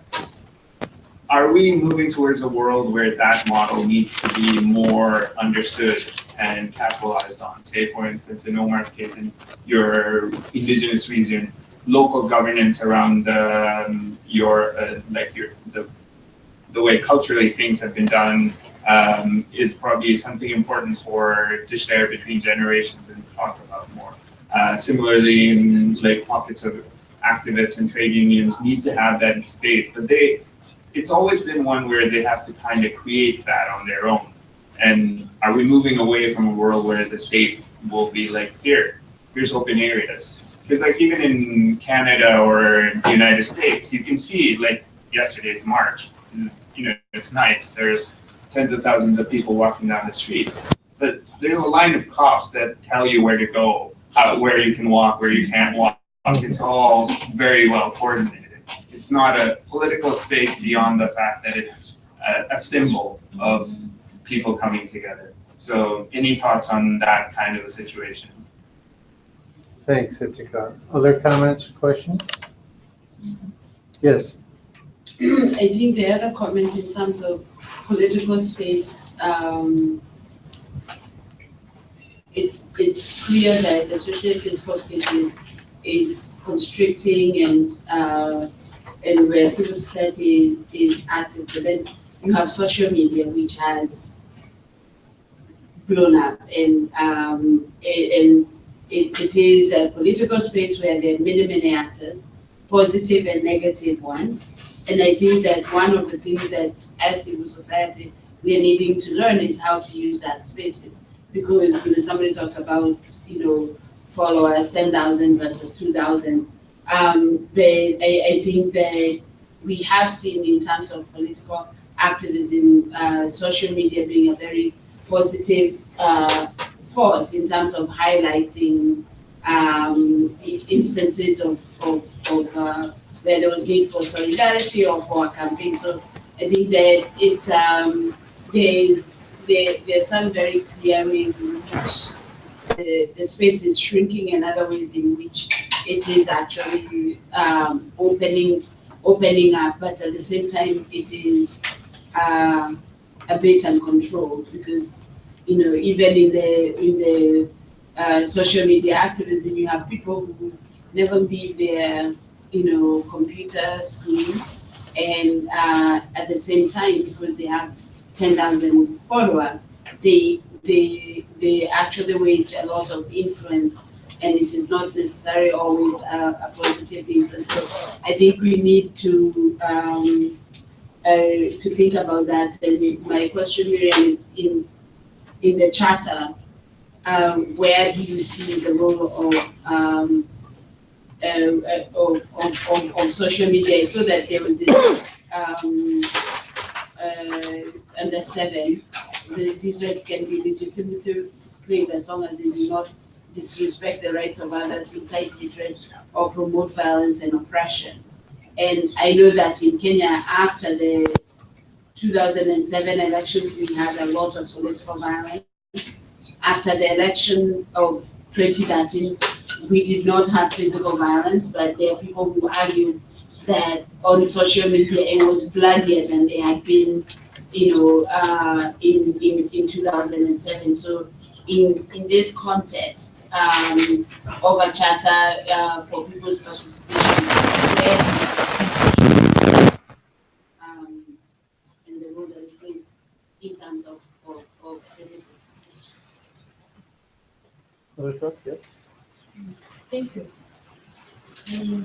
In line with speaking out, like in my country, they allow people to speak out, you can say anything, but then the impact is almost not there. For instance, the campaign on corruption, Action Aid didn't come up with enough money issues. So they let you speak your heart out, and nothing is done. You know? It has no impact. You can go to radio, you abuse the president, you say anything, but the real impact is not there. They just want you to speak and speak forever. So maybe there is need to devise other ways of creating impact and letting people speak. And I think that we are agree with me over that. Then also for the launch of the civic charter, where is it going to take place? Said it's in October, and I wish you could go to a country where there's a lot of that civic political space. Thank you. Good listening to both Tao and Mariam. My question, Mariam, is that point 9 is about public accountability, and in my short experience, I find that civil society is also not accountable and highly polarized. It is so polarized that it sees with one eye what it wishes to see. And it is so biased towards its own partisan views, its own favorite organization.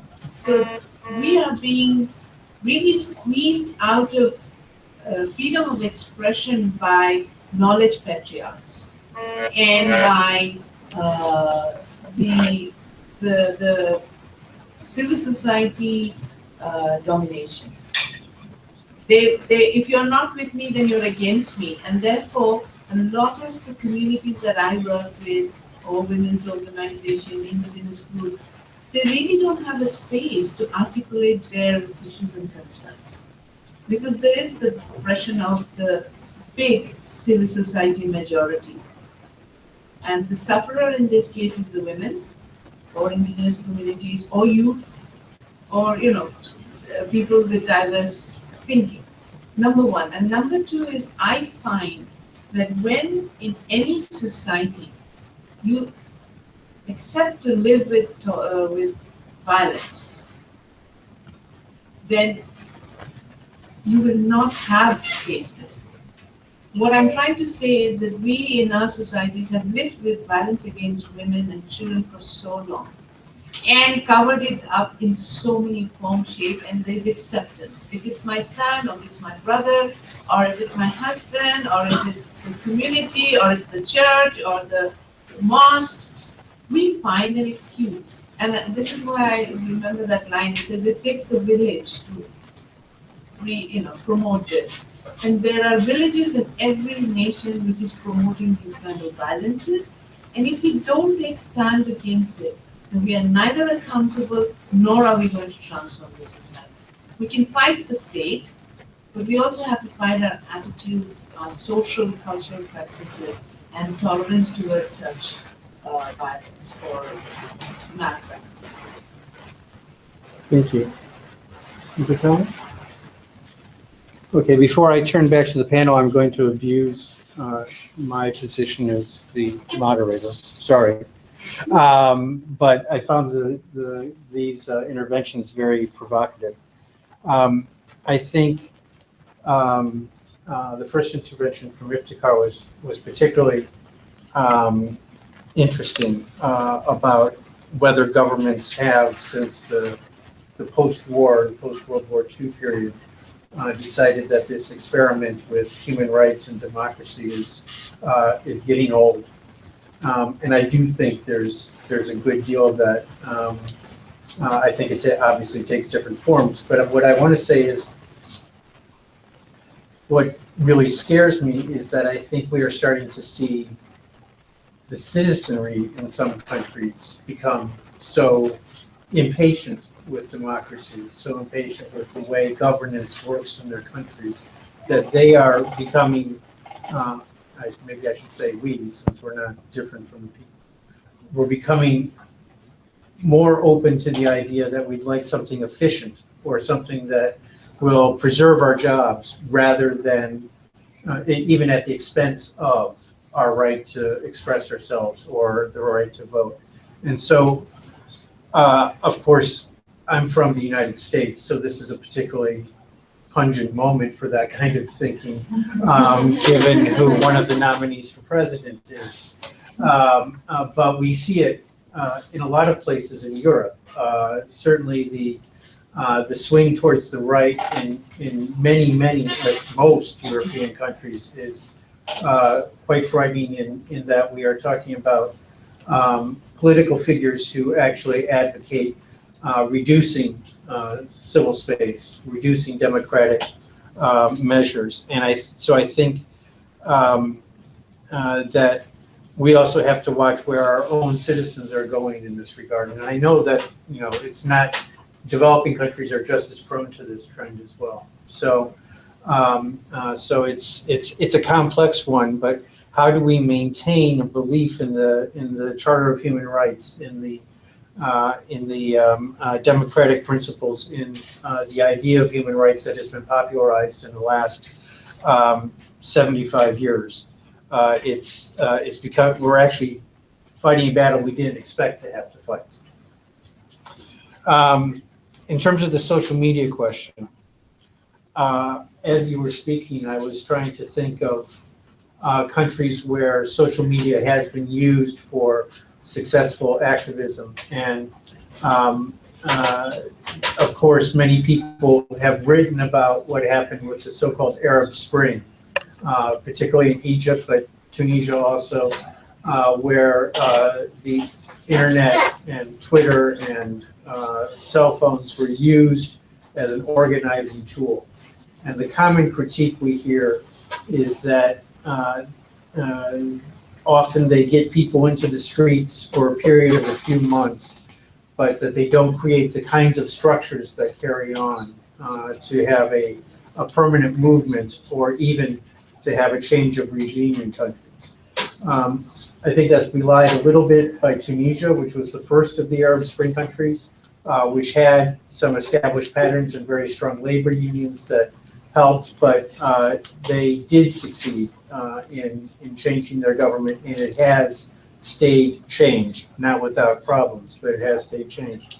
But we also saw very big social movements propelled by telecommunications in Brazil and Turkey, two very big middle-income countries.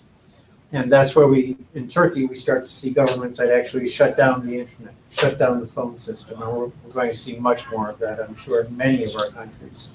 And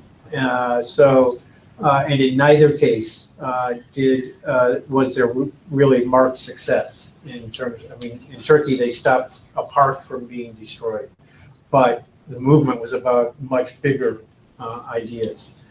So I want to just bring up Burkina Faso, the small country in West Africa, where a mobilization didn't get a lot of international attention, of course, but a mobilization that was built up over the period of a year, but really blossomed quite quickly into a single event in a stadium where the president was speaking, resulted in the president resigning after 23 years because he realized that his base was gone.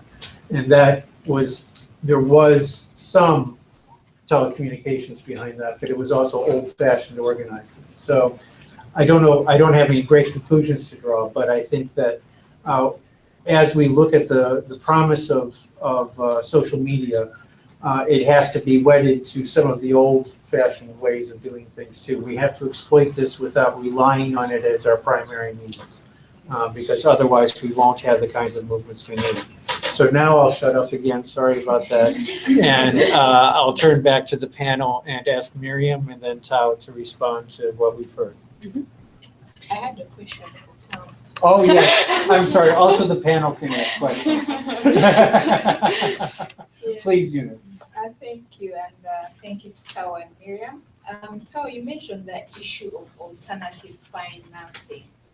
What are some of the thoughts on how you see that civil society can reduce on international dependency? Because that discussion, I guess, is happening everywhere, and the alternatives that are being looked at, government actually financing civil society, and that also has issues of co-optation of civil society. The other is coming up with business models. So NGOs are looking at setting up business arms that can support their activism work in terms of sustainability. And that too has its challenges of taking away from the core of your work and focusing on raising funds. Not that even now we're not focusing enough on raising funds. So the issues of alternative financing, I think we need to think deeper about them. In Uganda, one of the issues, the counter narrative is that even government is funded by foreign governments, and does that mean that it's also promoting foreign interests? So it's not enough to say that civil society is promoting foreign interests if also government receives funding from donors. Are they also promoting foreign interests?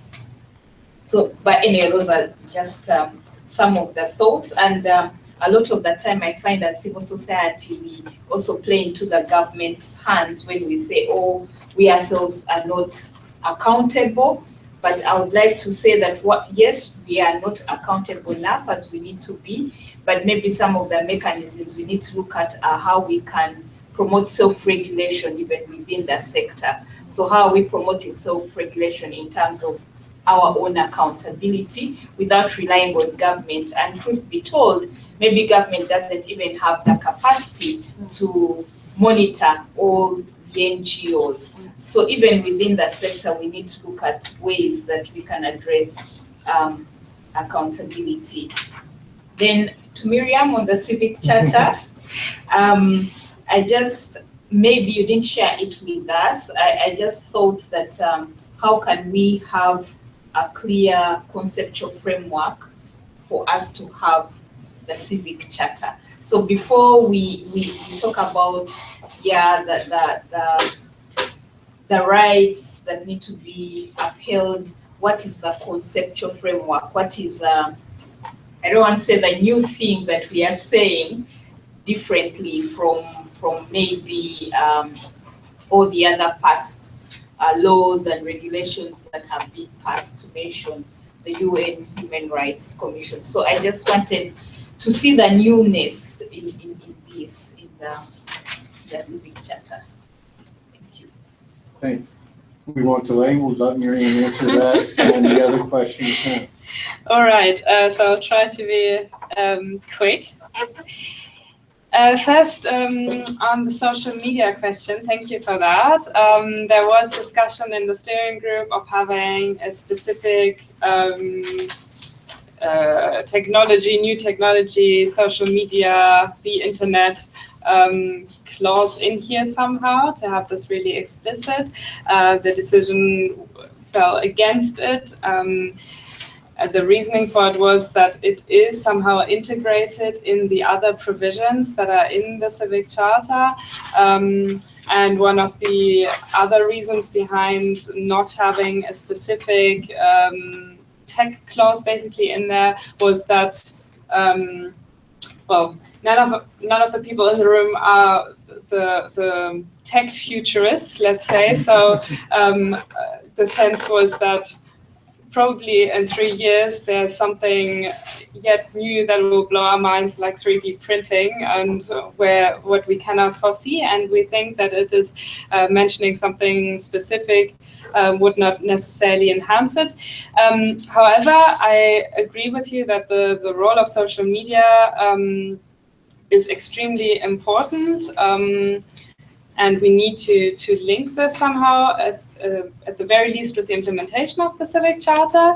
It will, of course, be also a tool for popularizing it, but it will, I think, also have its relevance within the whole discussion of social media and civic space. And I mean, we see also that civic space is is also infringed upon within social media, because as we heard earlier, someone has to tweet under pseudonym because it's not safe for them. So this is also a space that is being policed. That said, as the International Civil Society Center, we are also looking to set up a project where we want to look at new civic spaces, because, well, we believe it is extremely important to defend the space we have, or defend the, try to gain back some of the space that we have lost. It is also important to think about where can we already create some space for ourselves where we're quicker than the government or business. And this is a project hopefully coming up where we really want to have to develop some innovative ideas together with the people, the creatives from the sector. On the public accountability, I also agree with you that this is an extremely important point, and it is not. It was not an easy point to arrive at how it's now phrased in this charter, but as we ask for accountability from business and governments, we also have to be accountable ourselves. And I think it is an extremely important point that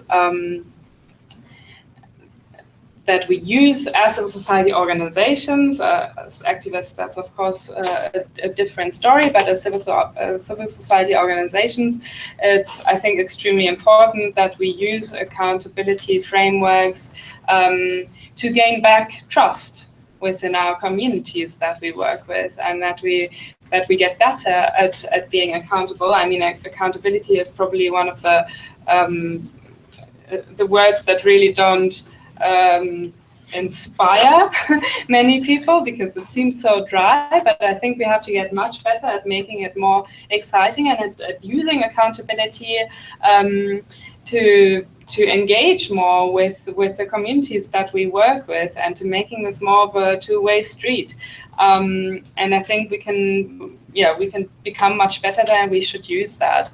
In terms of our work, we're currently working with 9 project partners on a global standard of CSO accountability. So something that aligns all the different standards that are going around, and to also drive the conversation about accountability and about how we need to be better at it, and how we need to be better at conversation with those who we work with.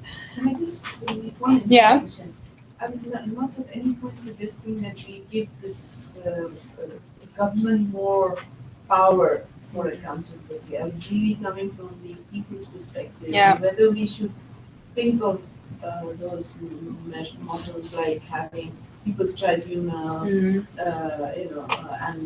people holding civil society accountable. But also, as I said, that where I'm driven by the whole gender bias, disparity, and so on. So we have to hold communities also accountable. So it has to be a very continuous, ongoing process. So more about mutual one or the other. Okay.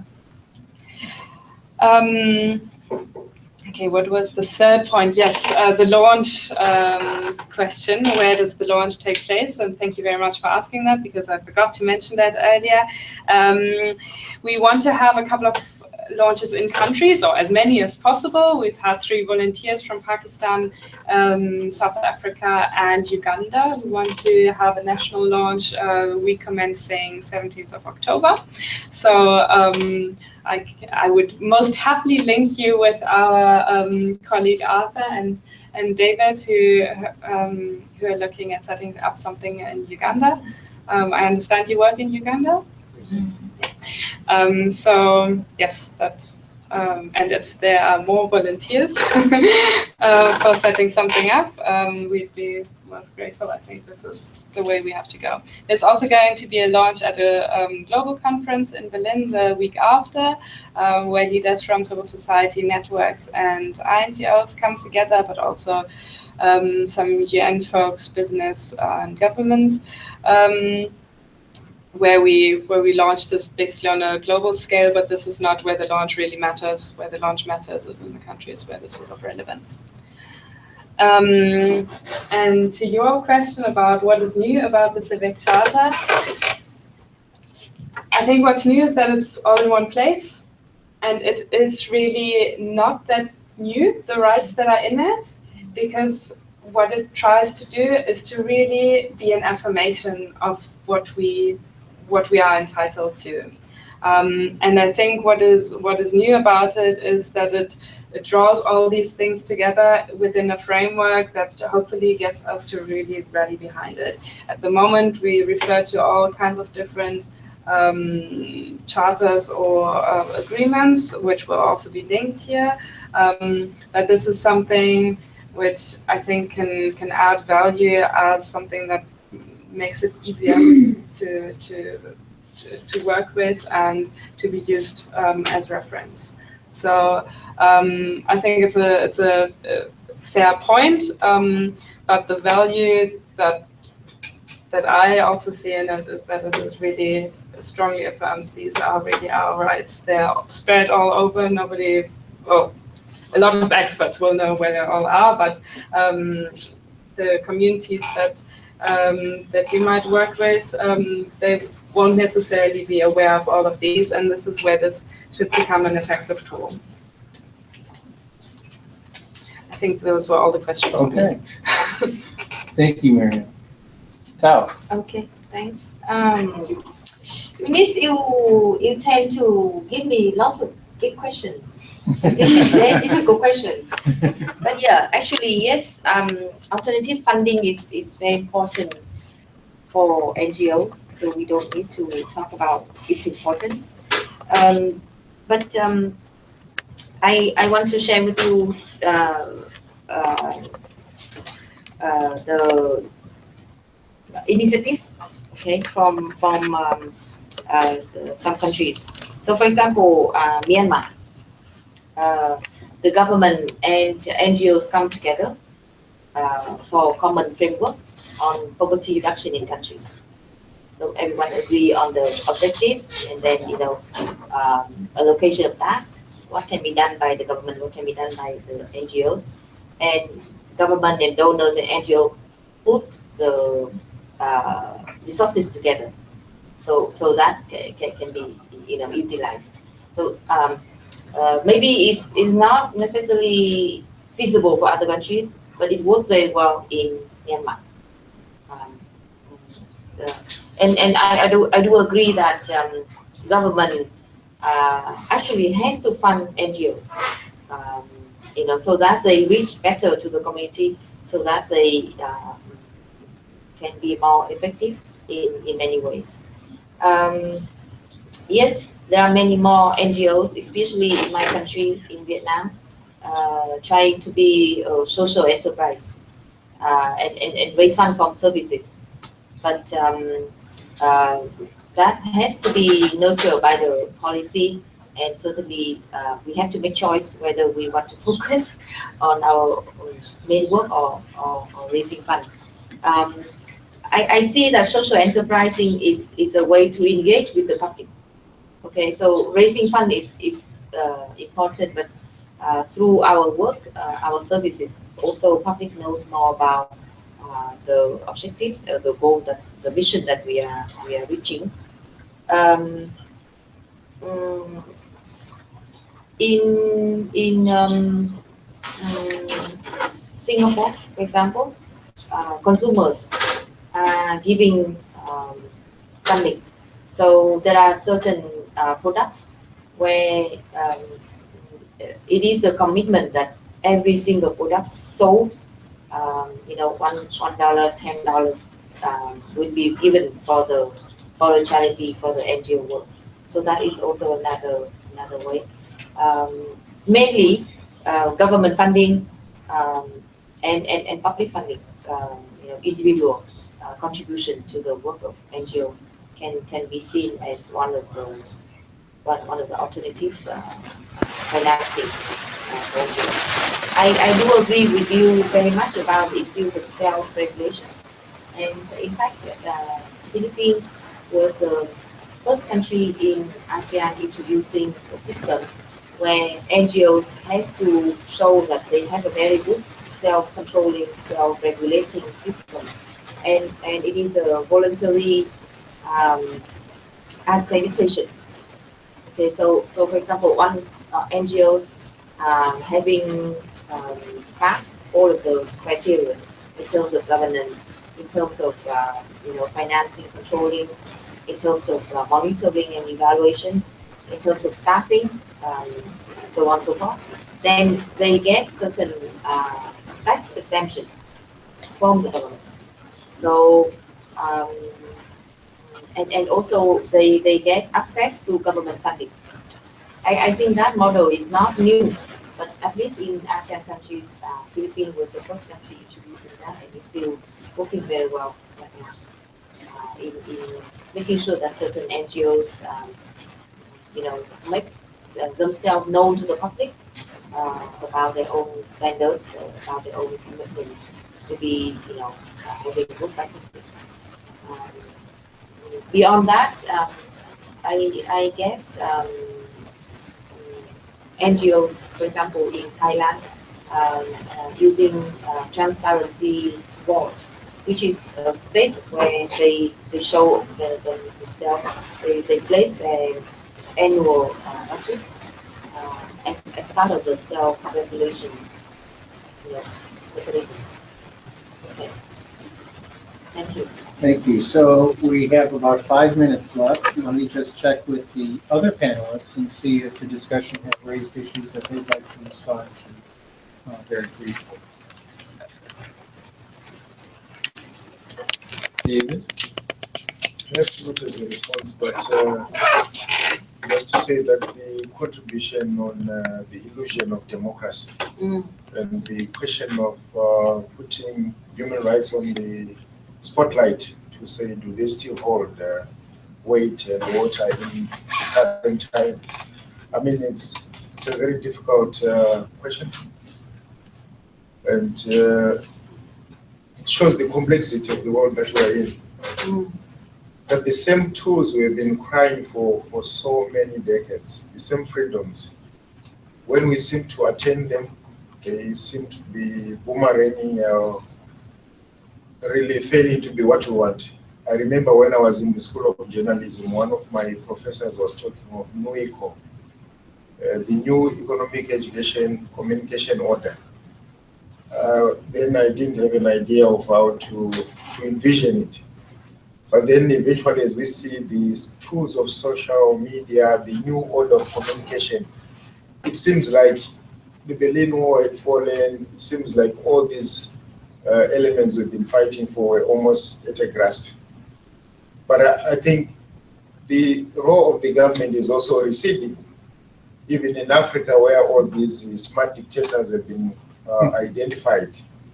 I like to believe that we are almost in a modern day monarchism, whether it's in the USA where you see big families, the Clintons, the Bush. It's like it's a monarch in this case, without really saying what it is. So I don't know what is going to come as the new order per se, because it's just the opposite of what we expected. And it's the same thing in Uganda where you're given the freedom, but when you try to do something that takes away government or an action, then you are really building the bad. So the question of the People's Tribunal, in Uganda you have the Citizen Manifesto, in South Africa the People's Charter, now the Civic Charter. I think it's more and more a sign that it's retreating back to the people, but the form of it is where perhaps civil society really and the academia is not giving us the content of how it's going to look like.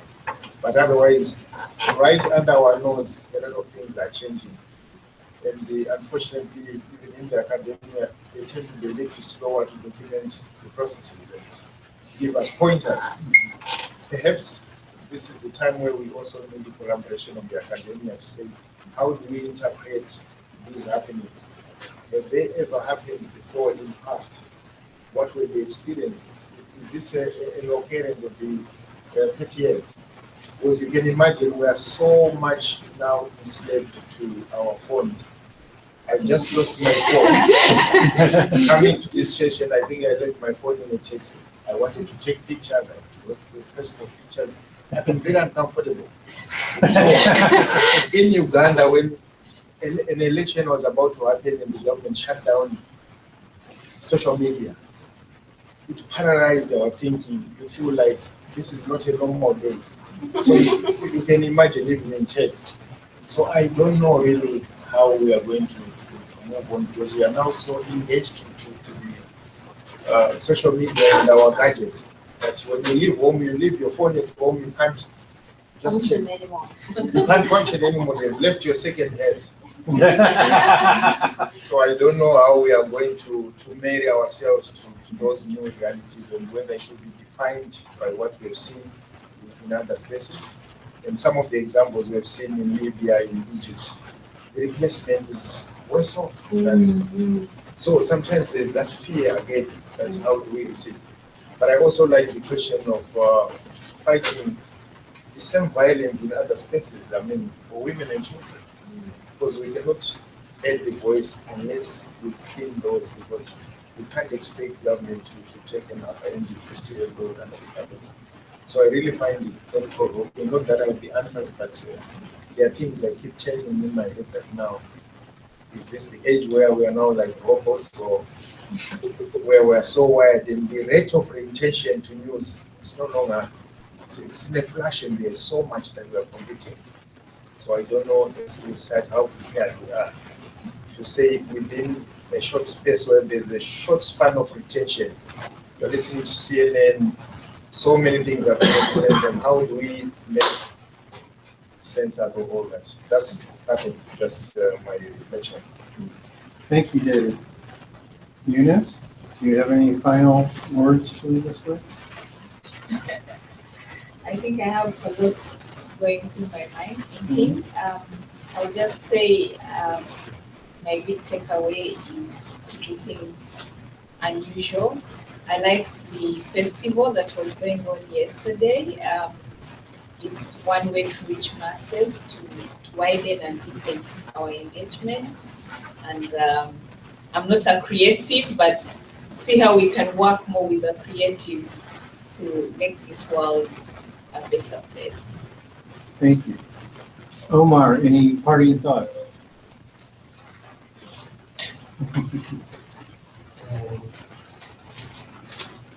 Hay muchas cosas que creo que quisiera tal vez reflexionar sobre ellas, por el tiempo y el problema de Yeah, there are so many things that were said that I would like to reflect upon, but time is short, and there's probably language.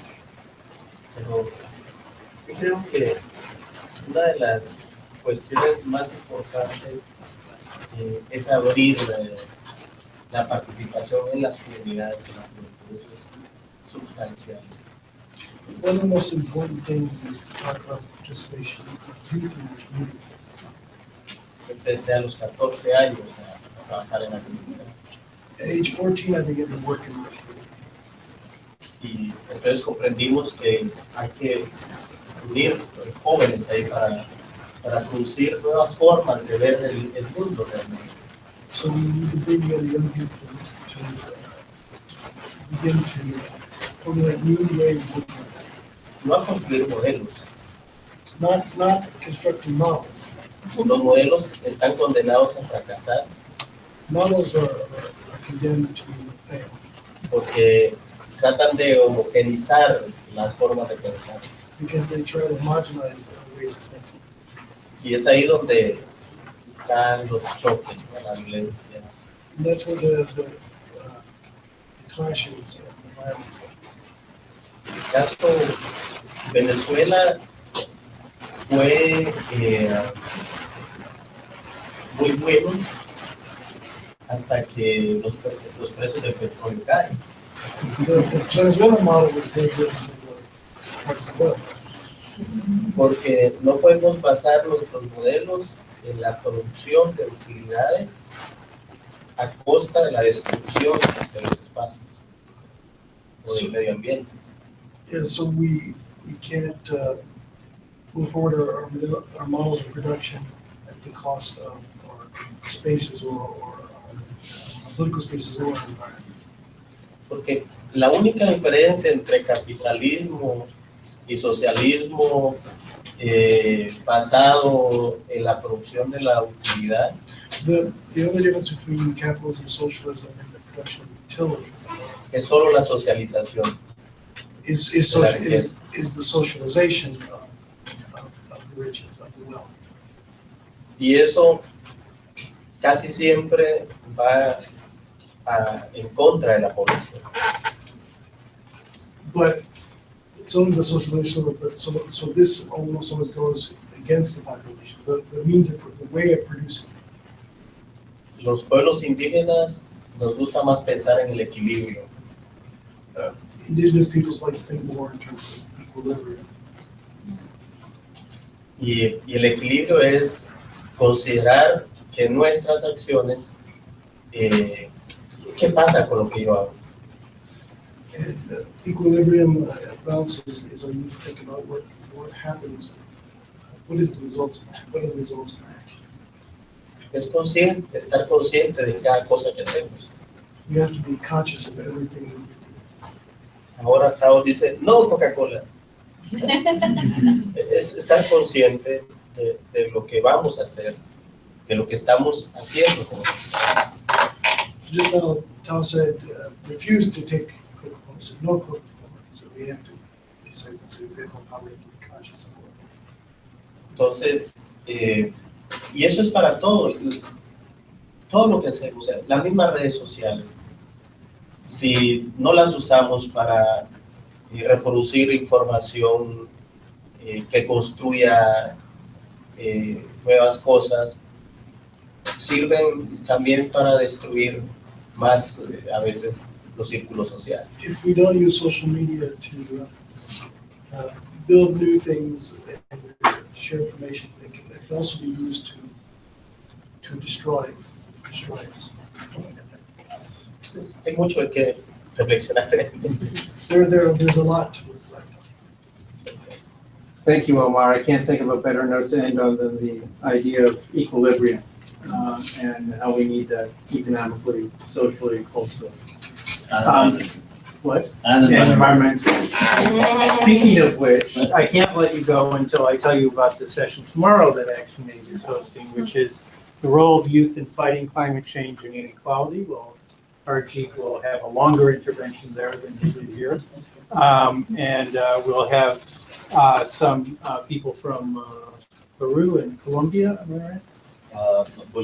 Bolivia, Peru and Bolivia, who will present their experiences, as well as Naomi Klein, the Canadian author of This Changes Everything. So I hope people join us at 1 o'clock, the same time slot in the building almost next door, Adams Building Auditorium. And I have flyers here to remind you of all that information. So with that, thank you very much, and thank you very much to the panelists.